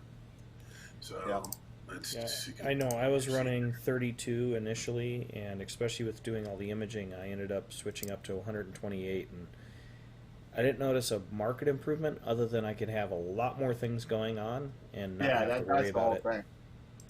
Yeah. Yeah, I'm at 32 on this, and I tried to go up to 64, and it wouldn't take it. Yeah, I've got my laptop at 64 gig, but my desktop's at 128 gig. Yeah. Okay, so let me share my screen here, and let's walk through this. Yeah. It's pretty easy. Okay. So, so zoom in. Zoom into a star. Okay, let's just load. I'm just let's see. There we go. Okay, so let me load. Grab one of these guys. Okay. Okay. Zoom into one of the brighter stars. Okay. Now, hold down your. Okay, so hold down your left button. Okay. Yeah. Now, oh wow, you're saturated, bro. You're Yeah. Okay, at K. There's 1.0. one. I'm at 1, so that's full well. So go to one of the dimmer stars. I'm just curious. Yeah, see that's 58%. So on your bright, if you is this isn't that's not a stretched image, right? No, this is a flat area. Yeah. No, this is So go to like the like a halfway star, like the guy on the double on let's see. the little 2 stars on the left side, right there. Yeah, these Yeah, guys. do one of those. Do one of those. It's a full. Yeah, and that's a 5 minute. Is that This is 5 minutes. narrowband? Yeah, and this is using the this is The a one dual shot band, color. This right? is using the quad. This is the quad. This is using the Altair Astro quad band. Okay, So so that's possible. 91%. okay. That's interesting. I'm curious to see what the well is like on this. So you're at. I actually can't see Which part are you looking for? the Oh, bot. here. Yeah, that. Okay, let me just move that out of the way. Go to So, go to process. Go to process image statistics. All processes. I don't know where it is anywhere else. Should be statistics, maybe. Statistics. I'm sorry. Just statistics. There you go. Under StarNet, there it is. Okay.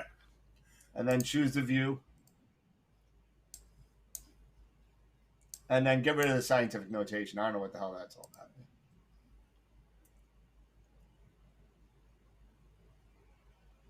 Okay. Your max. Okay, so you have a hell of a range going on there. So your minimum is 0.06. Your maximum is almost a full percent. And this is the full well. Yeah, change this to normalized real. Change that. Change it to whatever bit your camera is. That's the 294. It's 14-bit. Yeah. Okay, so and it's a 294. That's the 294 mono, right? No, this is actually the this is the 533. This was on a one shot color. Oh, so if This it's is the 533, then yes, you're still 14-bit. I'm still 14 bit. Yeah. I'm looking at the 533. Or sorry, 12-bit. Am I 12 bit Yeah, on the 533? yeah, 533 is 12-bit. Well, full well's Okay. 50,000, but that's depending on your gain, I believe. Yeah, And but this if you're is gain shooting, zero. yeah, if you're well, gain 0 would be different. The Unity is at 100 gain for the 533. Yes. Yeah, but he's for shooting at 0, so I'm wondering what his full well is. I would venture to guess probably around 65,000.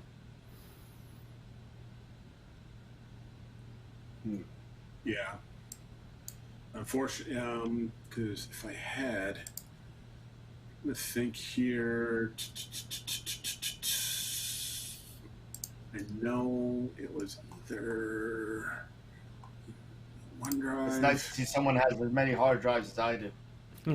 Yeah. I won't even show Okay, you how no, many I I have on didn't. my desktop. Yeah, no, I don't I want thought to I, do I that. thought I did. I thought I did pull the 533. Maybe I didn't. The sensor I mean, I'll be data, honest with you. because you The because stars you can look pull the good. sensor data. Yep. I Because mean, I the can stars pull look the good. It sensor doesn't data look like you're fully Yeah, they do. saturated. It's, So, I wouldn't worry about it too much. yeah, Because the data looks good. It doesn't look like you're over bloating the stars. Because if you were Right. oversaturated, you would just start to see like a bloat, and I don't see that. right. Okay. So, but like I said, but to my, but getting back to my point is, with something like, with the Rasa, this is, and if I'm at full well, this is this is what this is a great astrograph. Yeah, To I mean, Well, I that's was one of the wrong. benefits CMOS has over CCD. If you don't have anti-blooming, um, Mm-hmm. CCD you'll start to see spikes overrun In the from the 533, electron. the 533 is 14-bit. It is 14 Okay. bit. Yep. Okay. But they don't have a metric up here of what the zero gain well depth is. Okay. Mm-hmm. I know. I'm sure there's a graph somewhere. I know there's a graph somewhere on how I either it mean, drops or raises. It goes by Yeah. well depth, dynamic range, gain, and the full width. Yeah. So if you go to zero gain, Okay, what is that? zero intercept? gain is really low. Sub Yeah, that's what I 1,000. thought. Yeah, sub 1,000. Full well Sub depth, 1,000. sub 1,000. Let me, Because you were in Okay, 1100, right? yeah, let me switch.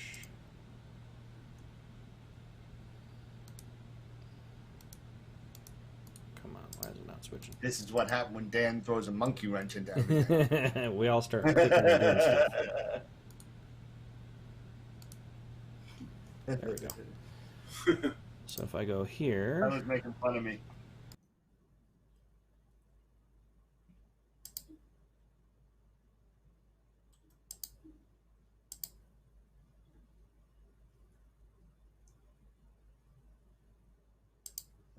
Okay.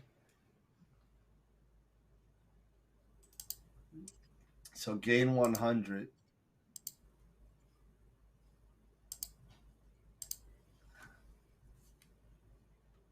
so I hope people who are So it watching looks are like, follow. They're yeah, following so what it we're looks doing. like it's a little over 10,000, almost 11,000 maybe.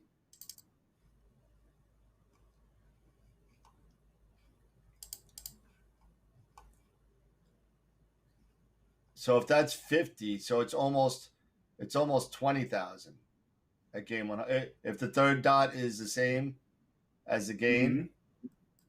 that's almost 20,000 full well. I thought it went backwards. I wasn't sure. So as you get gain 100, so gain 0, yeah, gain 0 is down there. That's if we're doing apples to apples. I don't know if that's really accurate. And we Right. can't hear Jason, but that's one thing I really don't like about ZWO's site is it does have charts, but they're not very clean and easy to read. yeah, And you the don't know scales if are not the gain uniform. yeah, that's what I'm saying. So there's really no way. Maybe we could throw out. I know you guys know a lot of ZWO users. Maybe you can find out what the full well depth is at zero gain is. But I can I put think a it'd be message. interesting to know. Yeah, I could put a message up to the beta group and see if I can get a hold of the engineers up at ASI. I am sure somebody's got to know. Oh yeah, well I know they know. It's just whether or not I can get a hold of them because I know they're in. Yeah. They're in holiday right now as well, which is Yep. part of why we haven't gotten the updated betas yet. But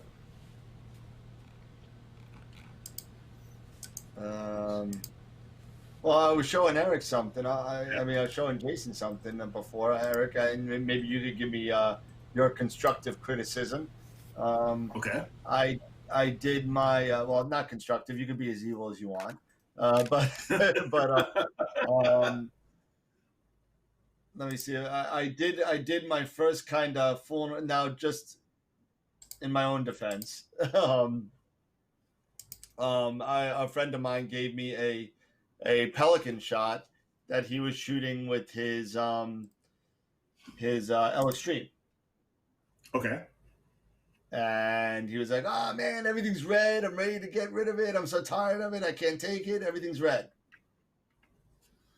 I said, "All right, well, you know what? If you want to send me the pictures, I'll see what I can do. I don't give you any promises, but I've never played with that kind of data before. So I said, but I can play around with it and see what I can do." Okay. So I'll show you what I got, and if you like it or you don't like it, let me know if you think it's ugly or whatever. Let me see if I could. let's see, share the screen again. Blah, blah, blah. All right, so I'll show you what was given to me first. So that was given to me first. So that's his first shot Okay. of. Actually, that's not even. When I actually started all over again. If you look at the history on this guy. So the original, actually, that's not even it. The last thing that he did was that. That was his last. That was his last. Okay. And I I restarted at the image identifier here. Because if you take a look at how bright everything is. He bleached out all the colors pretty much. And if you take a look at the dynamic background extraction, Yeah. everything's still kind of blue. Little teal in the stars, little everything. Yeah. So basically, I just started from scratch, right after his stretch, and where is it? This is what I came up with, Nice. and that's what I did after just applying a couple of stretches a little differently, and it's the same data, same everything. I didn't stack it, I didn't do anything. I just kind of fooled around for about 15 minutes. Okay. With data. And so this was just more stretching. Did you use SCNR much? I used one. I'll show you exactly what I did. I started off with the SCNR. Yep. And I only did, I think, 50%. 70% red I took out. Okay. Okay, so I took out some of the red. Right. Because it was really overbearing. I mean, look at it. I mean, it was just red all over the place. That's the one thing. The one thing that is with the L Extreme, which is extreme, it's the HA. Yeah. It's like, my God, it pulls in, it clears out everything. Almost everything other than that HA, and then so you've got the oxygen there, and you're able to, because you're able to pull, tone down the hydrogen, down to that, and extract, drop down, drop 70% of it off, the color, you're able to get some of that, blue back from the oxygen. But yeah, the L Extreme, I do like the L Extreme. But it takes time to learn. I'm figuring this out myself. It takes a while, it's a learning curve, to try, because I have heard people are saying it's too red, and they're tossing it or they're not using it anymore. Right. It's intense. It is intense. Yeah. But what you've done looked good. So I did the SCNR, and that's the SCNR. So once I pulled out some of the red, you kind of you could see the blues. Yeah. You could see the oxygen. You could see a little bit of the golds on the top. And then I did my first curve. I did a simple curve, and I got that. All right, well, now I got it a little bit green. So now I can see a little bit. And then all I did was I applied the same exact curve a second time, and I got that. See, yeah. I did a little brightening. I did a little histogram transformation. Followed by another curve to get some of that green out, because that green it looks like a really bad Joker. Yeah. and then I was starting to able to see the blue, and then I like the battleship kind of like that. Yeah, and that's what I ended up getting. Yeah, that gunmetal. Now I probably could have pulled that a little bit more. Gray. Yeah. Yeah. That if you could bring that out, the gold out a little bit more. Yeah, in here. Yes. I mean, I could probably do really good. It's probably not that hard, really. I mean, if I just sit there and kind of play around a little bit here. Make it a little. Now let me ask you this, off subject of this: is this your normal your regular workflow that you usually use right here right on your workspace, or do you have a much larger Oh, workflow? no, this was actually his. Okay, that This was was his. actually his workflow. That looks very similar. That looks very similar to mine. Yeah. Well, this he actually took a lesson from I think Ron Breacher, and that's what he comes up with. Ron likes to put anything that has decision next to each other, left and right, and then make a standard workflow up and down. But I mean, if you take a look at, I mean, I'll show you what one of mine kind of looked like if I could find one. I believe it's in my.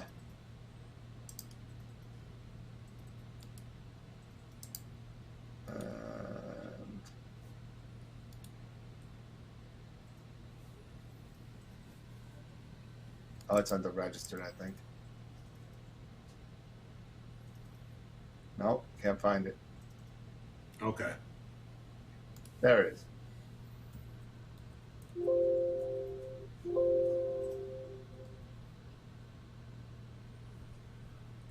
Give us, this may take a little bit. Okay, Yeah, okay, you're loading your project. Okay. Yeah, this is one of my projects. But if you, this is what mine looked like here. Okay.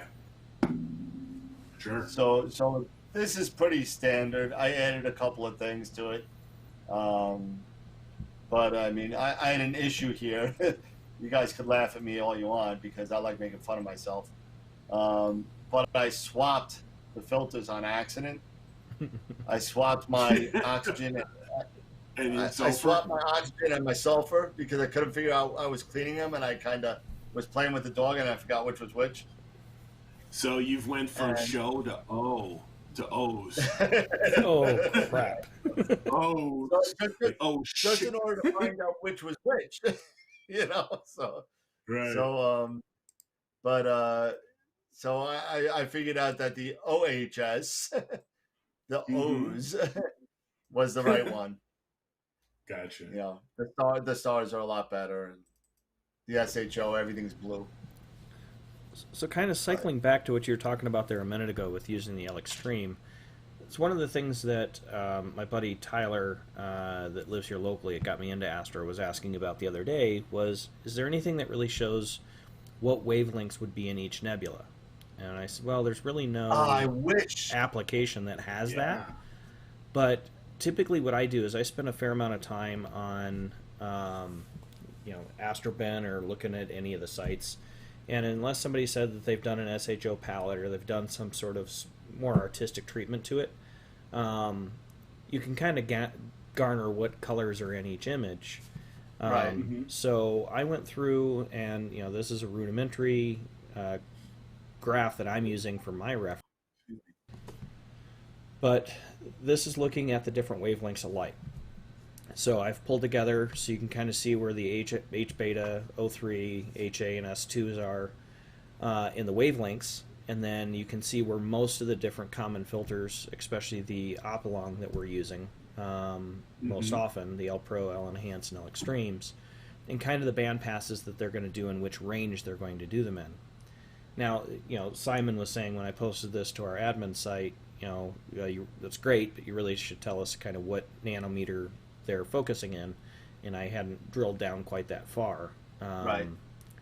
But this is a real generic reference of kind of what color each filter is going to let through, and helping you a little bit better decide which one you're going to do. And even though the L Pro is not technically quantified as a 5-band pass filter, it is letting through 5 different bandwidths of light, fairly broad canvases.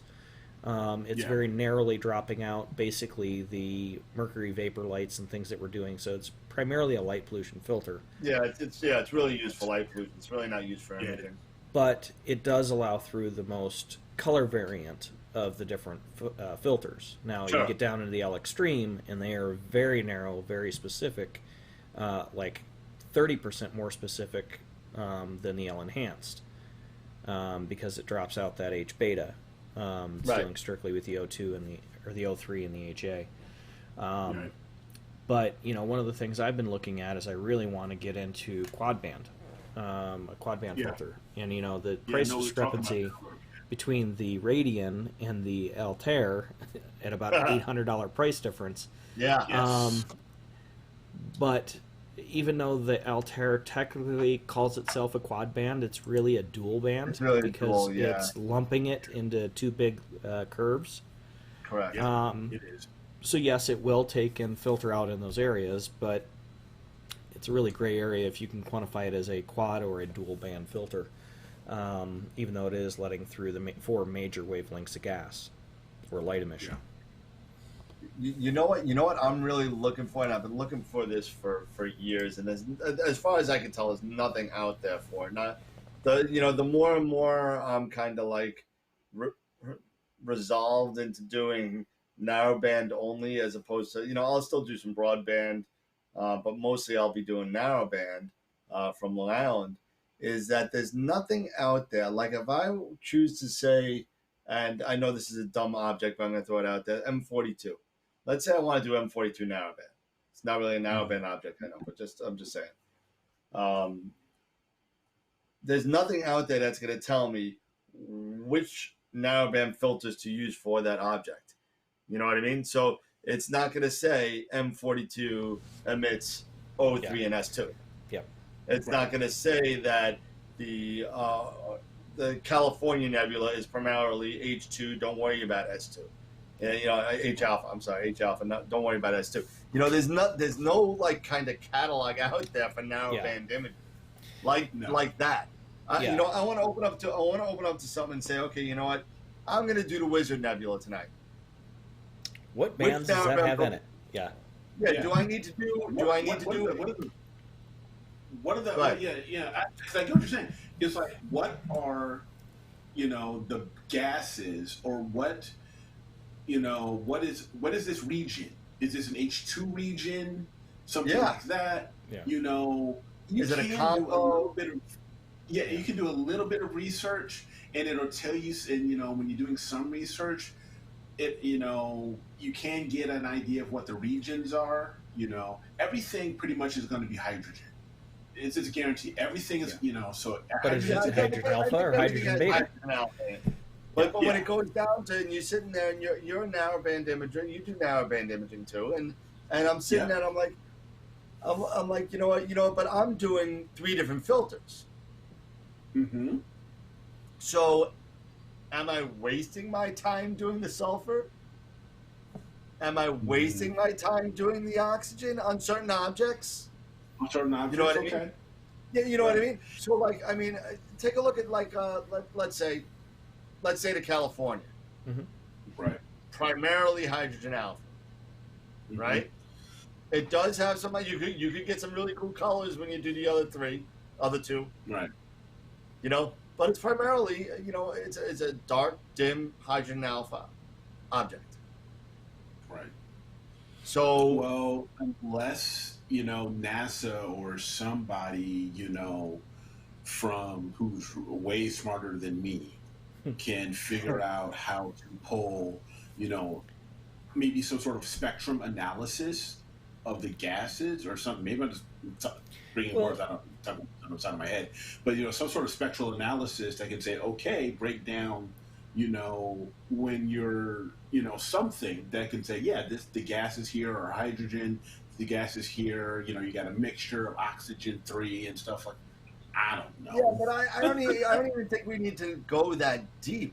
I mean, if I'm a narrowband imager and I see NGC 1499, that's the California nebula, which of the 3 narrowband should I be shooting primarily?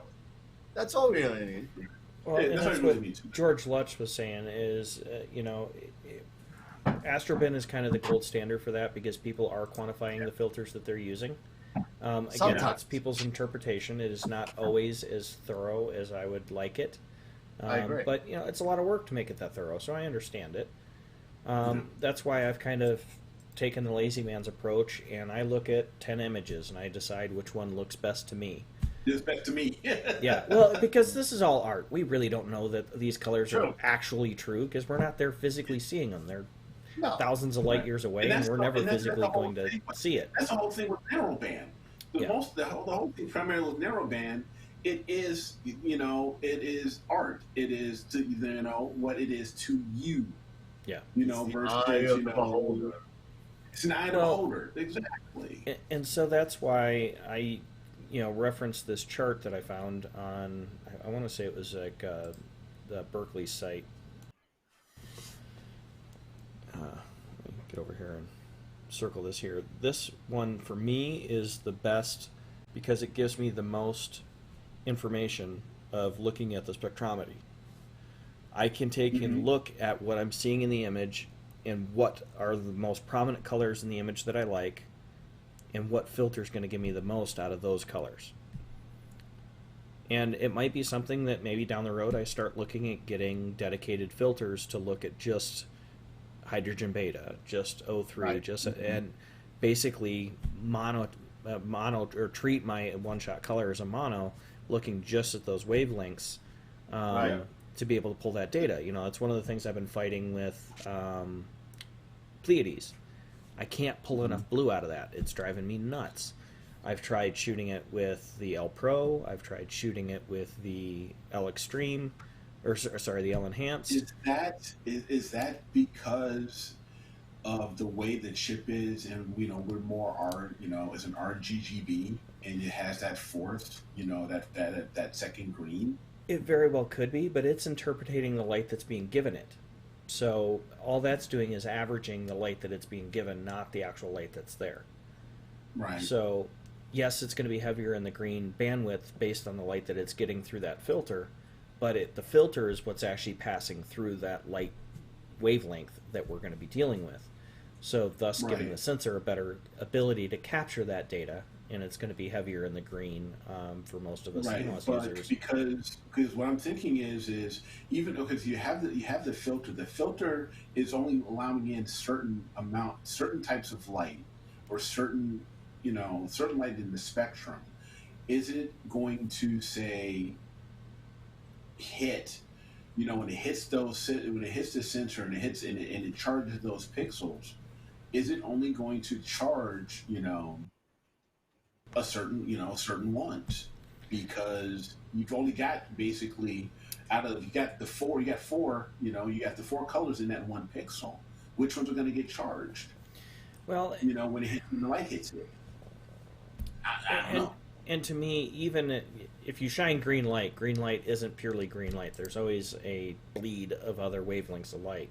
So at any point that a photon hits a sensor, you're going to have some sort of light spill.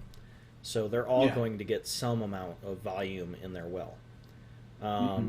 The accuracy of that is really on the quality of the sensor itself and the optics that you have gathering that. But that's much deeper than my understanding of physics and. Yeah, and I hate physics. Well, I just want to shoot a picture.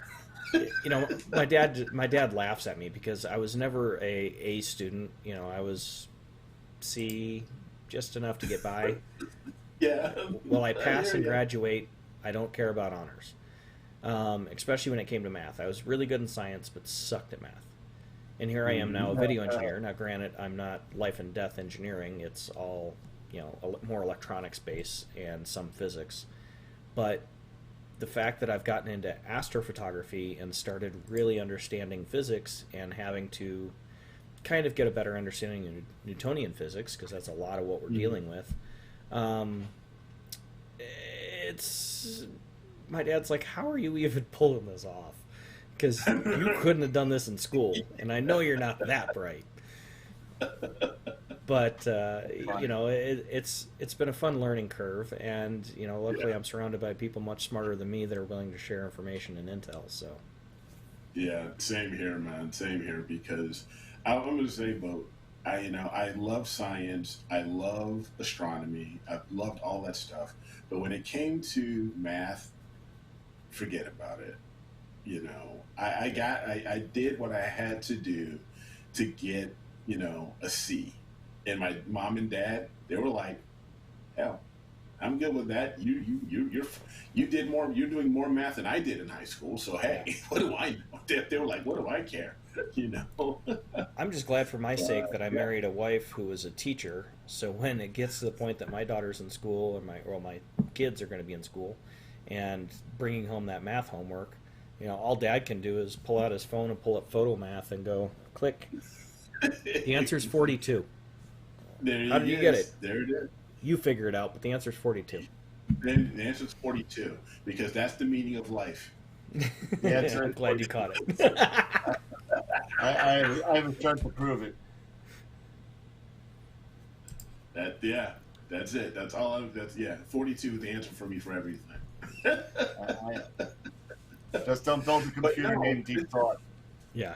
Yeah, there you go. But this is the thing. I mean, who would have known, getting into this, that I'd actually be, doing even the closest remote hint of any type of physics. Who knew? Yeah. Because it's like when I was in high school, they're like, once we're done with this, you're never going to use it in real life. Yep. Guess what? Yeah, right. It's popping its little head up again and says, "Remember me? Remember me? The thing you didn't do well in school? Now you get to learn it on your own." Exactly.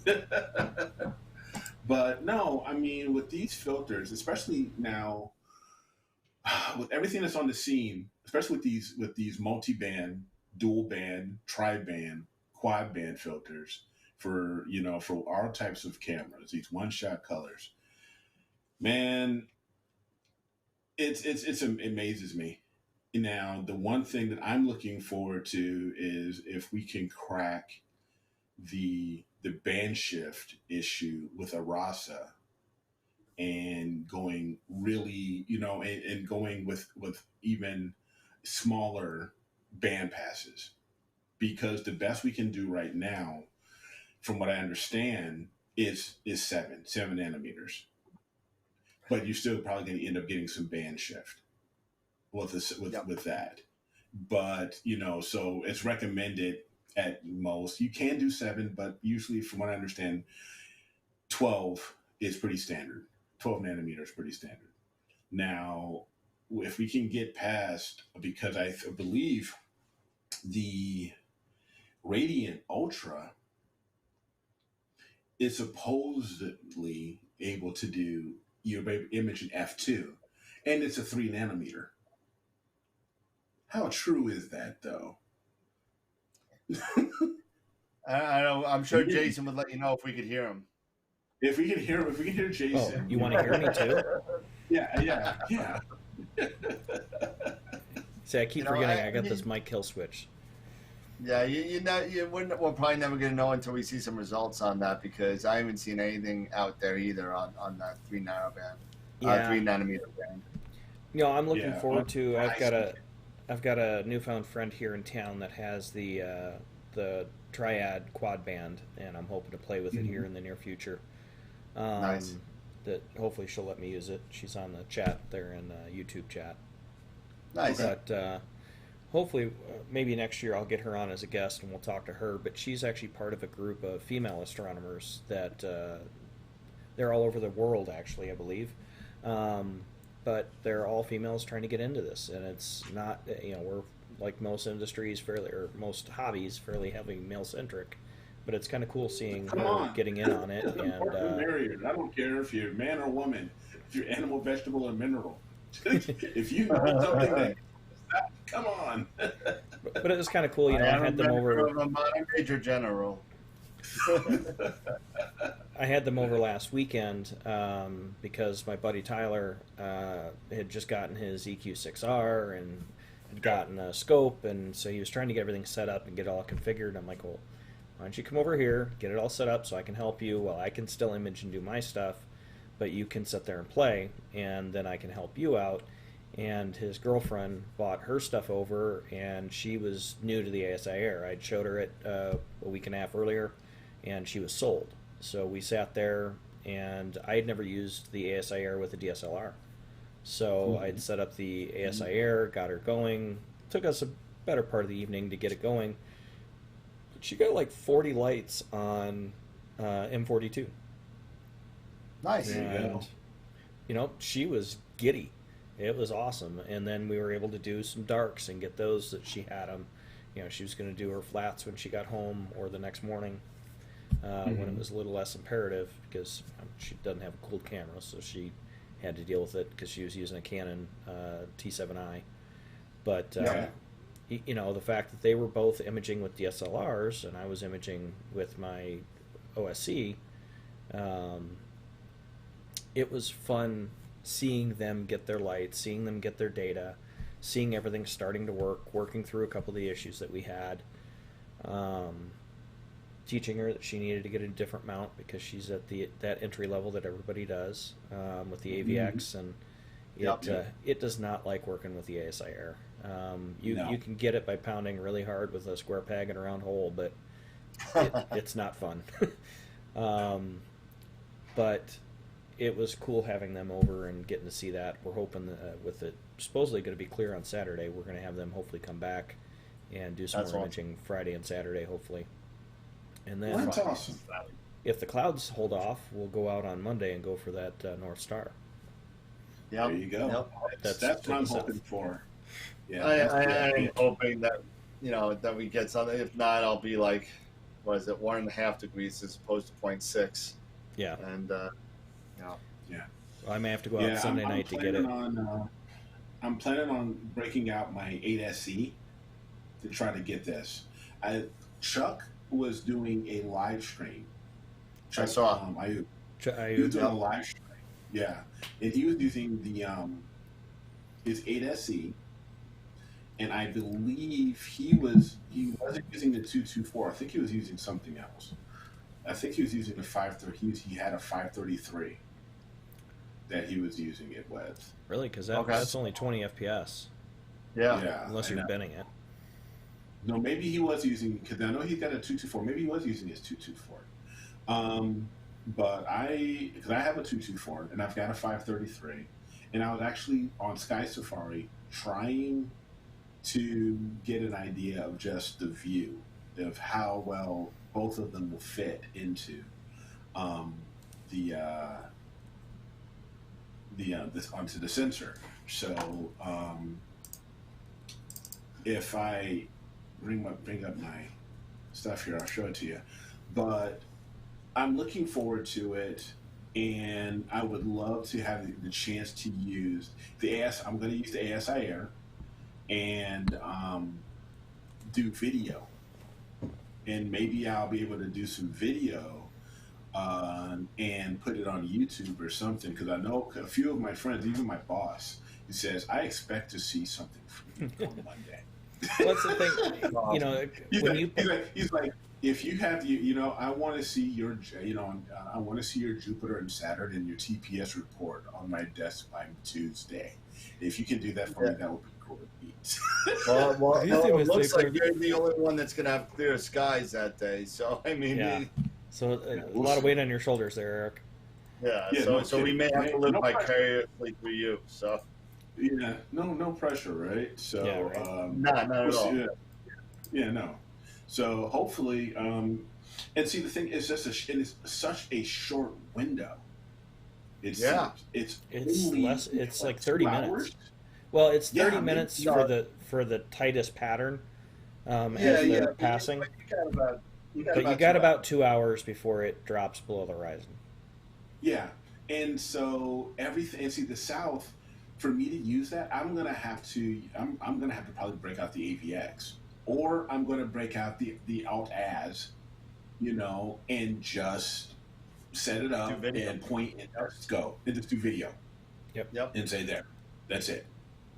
And that's probably most likely what I'll do is I'll just use the Alt-Az, because I'm with you. Even though my AVX is hyper tuned, it doesn't like working with the ASI Air. Nope. So, I just use whatever else there is. And even if I go out, I'm probably going to take my 500 PF and mount it on my crop sensor, so it'll be like a 780 millimeter. And I'll just be shooting it with a remote DSLR. Okay. if anything, I may set it to do like one image every half second, because it'll be fairly fast because it's a fairly bright Yep. object. Yeah. So I'll be able to hopefully get it coming in and going back out. I'm not going to get the definition and whatnot, Right. and I'll have to do some bracketed photos later for foregrounds and things like that. But I might be able to get it as an AVI sequence, a flash frame, where you just see it clicking through, not a video per se, but like a GIF once it's all done. Let me show you this here, and that is Dan's giggling, so he must have something up his sleeve. No, I'm done. So here it's This is the time of the show where I start getting quiet because it's getting late. Yeah. and here it is. All right. Okay, so basically, if I zoom this out here, I'm using is all 8SE, and then the smallest is with the 224. Yeah, so, that's not gonna work. So the 224 with 8SE is not going to. It doesn't seem like that's going to work. So No. it's going to be the 533 without the reducer is going to be the best one. So if I drop, go back to reserve, scope display, yeah, I'll kill that one. That's fine. And I'll kill this one. There we are. And this was after the 20th on Sunday. Let me go to the 21st. And let's just say, what, 4 o'clock? A little bit. This is 5:30, I think. Yeah, like 5:30. Okay, so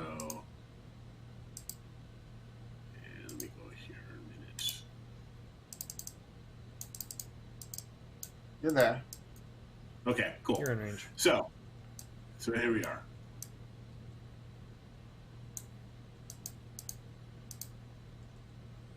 So in theory, yeah, the 533 with the 8SE, I might be able to pull this off. You should be able to. Yeah, and so we'll just, and I'll do some video and, try to get things into focus and see how things come out. So yeah, it'll be interesting to just try this out, and I'm looking forward to it. Just as long as the weather holds, Yeah. then Well, then I should be good. yeah, it doesn't look any good for me. Doesn't look any good for Jason. So Yeah. I guess it's up to me. it It's is up up to to you. And I'm glad it is because you know how much I love doing planetary. Yeah, oh God, yeah, I know. I mean, seriously, but it's probably gonna be like Jason says. It's probably gonna be like these, like a hundredth of a second or 1 second shots. Yep. Yep. I'll probably do some video, but I don't like doing, planetary. I'm trying, but it's not easy. Yeah. It's different. It's way different, and as far as I'm concerned, it's harder, man. Planetary is harder than deep sky, man, by any means. It's difficult. Yeah. Takes a special type of person. And Yeah. it's not me. It's definitely not me. I hear you. But on guys, that note, it's that time. It's about that time. Yeah, it's about that time. And Jason, I don't know if you saw this while you were talking about your GoPro, but I did it. I got one. You pulled the trigger? Is that the 9 or the 8? I just got the 8. Yeah. I didn't see the point in getting the 9 to go 5K when I don't have a TV that does it. So, Not to mention with the 9, you have to pay for the subscription service to use it. yeah, it I'm was like, ridiculous. I'm done. I bought the 8. I bought the media mod for it. Yeah, So that I can get got a the media microphone mod. into it. I didn't do the flip up screen that you've got there or the light, but Well, I had to because I needed the flip up screen because I couldn't see if I'm in frame Yeah, the without selfie mode. it. Yeah. Yeah, so it's just I couldn't when I have it over here and I'm videotaping myself, Yeah. I can't see the back of it. Yep. So and I got the light. Plus, I've been doing some other stuff at work, so I'm kind of minimizing my stuff. Hopefully, I got crazy stuff going on, I can't wait to do my first video with it. I'm psyched. Yeah, I've been using mine. Well, this one is an old 4 that I'm using as my webcam for this. But Looks good, man. I mean, it's still holding up. I mean, I'm doing it at 1280, 720 at 60 frames, but Nice.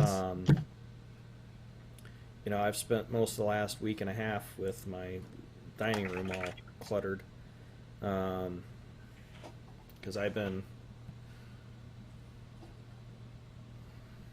getting my studio set up while I'm doing my review for the the 152.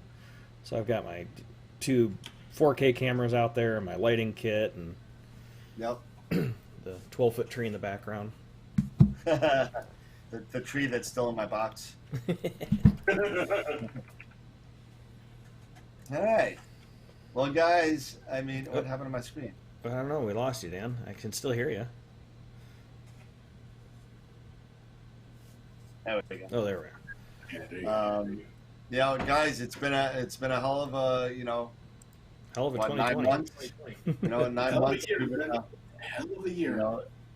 It's been interesting, and we're rocking the 597 subscribers. I think we're at. I added 2 last week for us, so. Yeah, 597. So hopefully by the end of the new year, by the end of this year, we'll be over 600. I don't think that's going to be a problem. Tell your friends, tell your neighbors. Yeah, thank you everybody for the support. All you guys and girls and that watch us every week. Appreciate the support. Thank you guys so much. And we just sit here and we do our thing. This is what it is. Hopefully, maybe we'll be a little bit structured in 2021. We'll see. I don't know. You can lead 3 horses to water. Yeah, I don't know Exactly. if this is our stick or not, but I mean, we'll try. see. Maybe we'll have like a structured, kind of unstructured segment.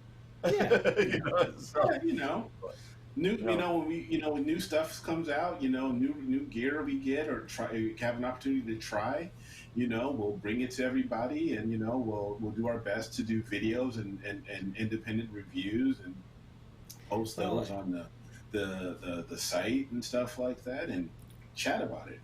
We've also been fortunate too in having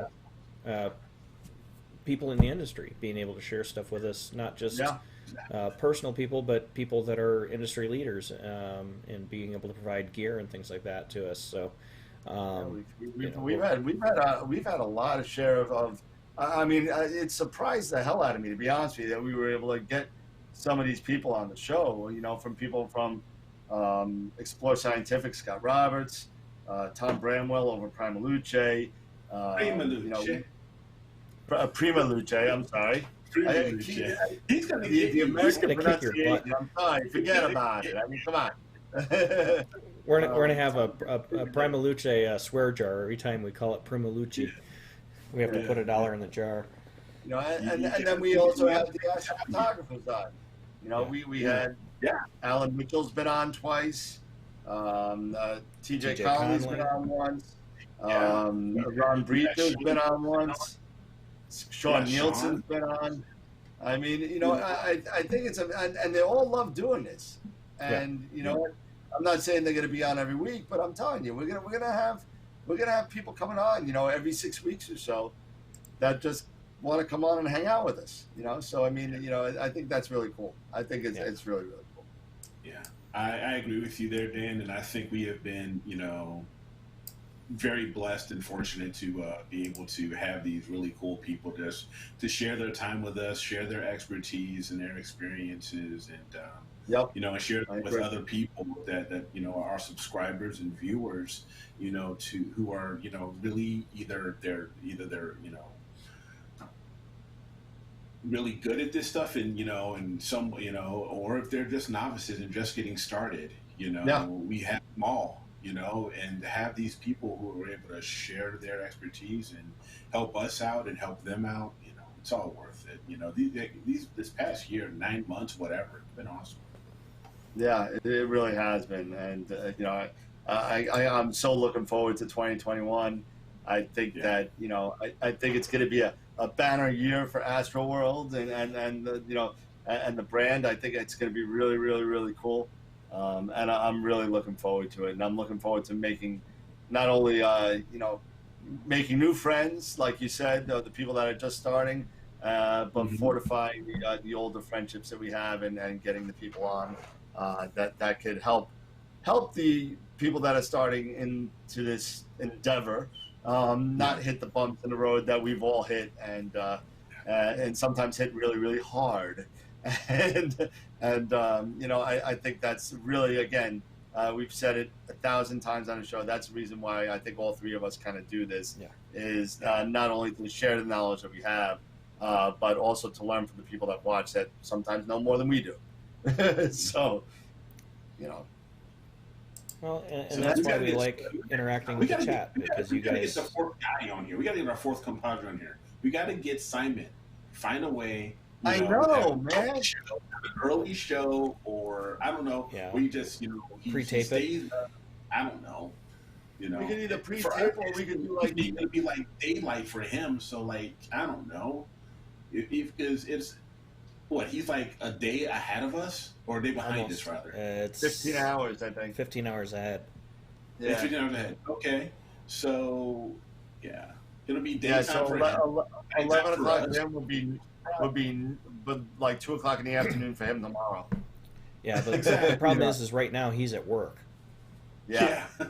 Take a day Yep. off, Simon. Come on the show. It's one day a month. You Come on. know what we could do though is we could do a Friday night show, Yeah, we could. We could definitely. so it'll do be that. Saturday afternoon for him. Yeah. Yeah. There you go. We can talk. Let's talk to Simon and get his take on it. It'll be good to have him. Yeah. On, I mean, even if we do it once every 4 or 5 weeks, have him come on and give us the we had the Southern Sky Highlight for 1 month. Southern Highlight, Sky focus. Exactly. That's what I'm saying. Yeah, we all got kind of busy and had things pop up that distracted us Yeah. from being able to follow through with some of those endeavors. COVID.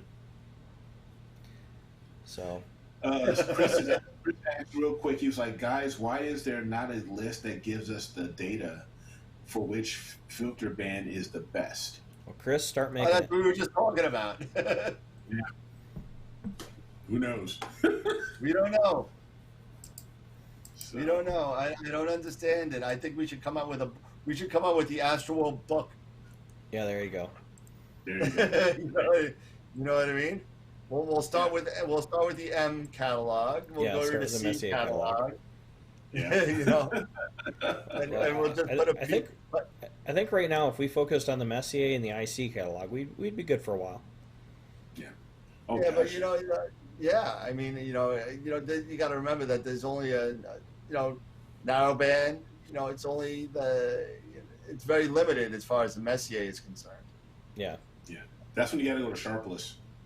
Yeah, it's huge. That's when you want to go narrowband. You go to SH2. Yep. So, And that's Yeah, probably going to be where I'm going in 2021, I think. yeah, it's, using the Sharpless 2 catalog. Yeah. Yep. Just need to get that. Once I get that Messier. 120, whoops, I got chills. 5 years later. You tell me that 2,000 years later thing one more time, I swear to God. 2,000 years later. For those of you guys that don't know, apparently Eric is a SpongeBob fan, and I got kids, guys. I got kids. Sure. he's a closet SpongeBob fan, and and he keeps on sending me SpongeBob like memes or whatever you call it. Yeah. Memes, memes. Yeah. Poor I'm Patrick. gonna get a pet. I'm gonna get a pet snail and name him Gary.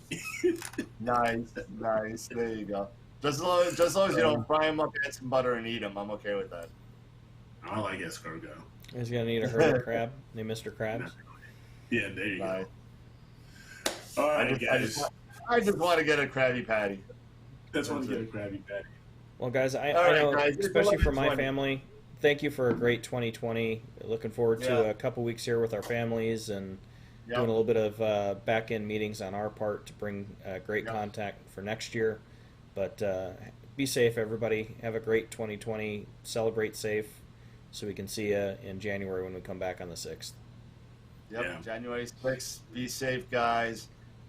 Just if you're going out, be safe with your families.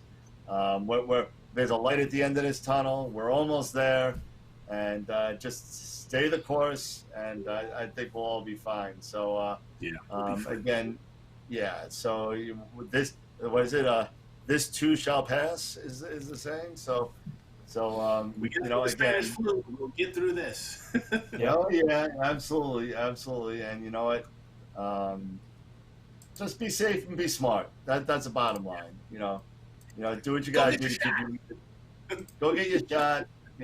I'll be the first one online. I'll be there. You know what? I'm gonna do a live video on AstroWorld of me getting the COVID shot. That's what I'm gonna do. Well, You know what I'll do? I'll get an AstroWorld fake tattoo made right under where they Yeah. give me the shot. Rub-on tattoos. But yeah, so that's all. Just be safe. We want to see everybody in 2021. We want to see you and your family. Guys, it's been great. I'll see you guys on the 6th. I'll see all you guys sooner. But on that note, I guess I'll close it out the way I always do.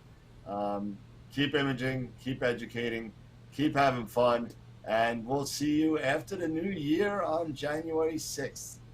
Clear skies. Merry Christmas and Happy New Year, everybody. Merry Christmas, Happy New Happy Year, everybody. holidays. Happy holidays.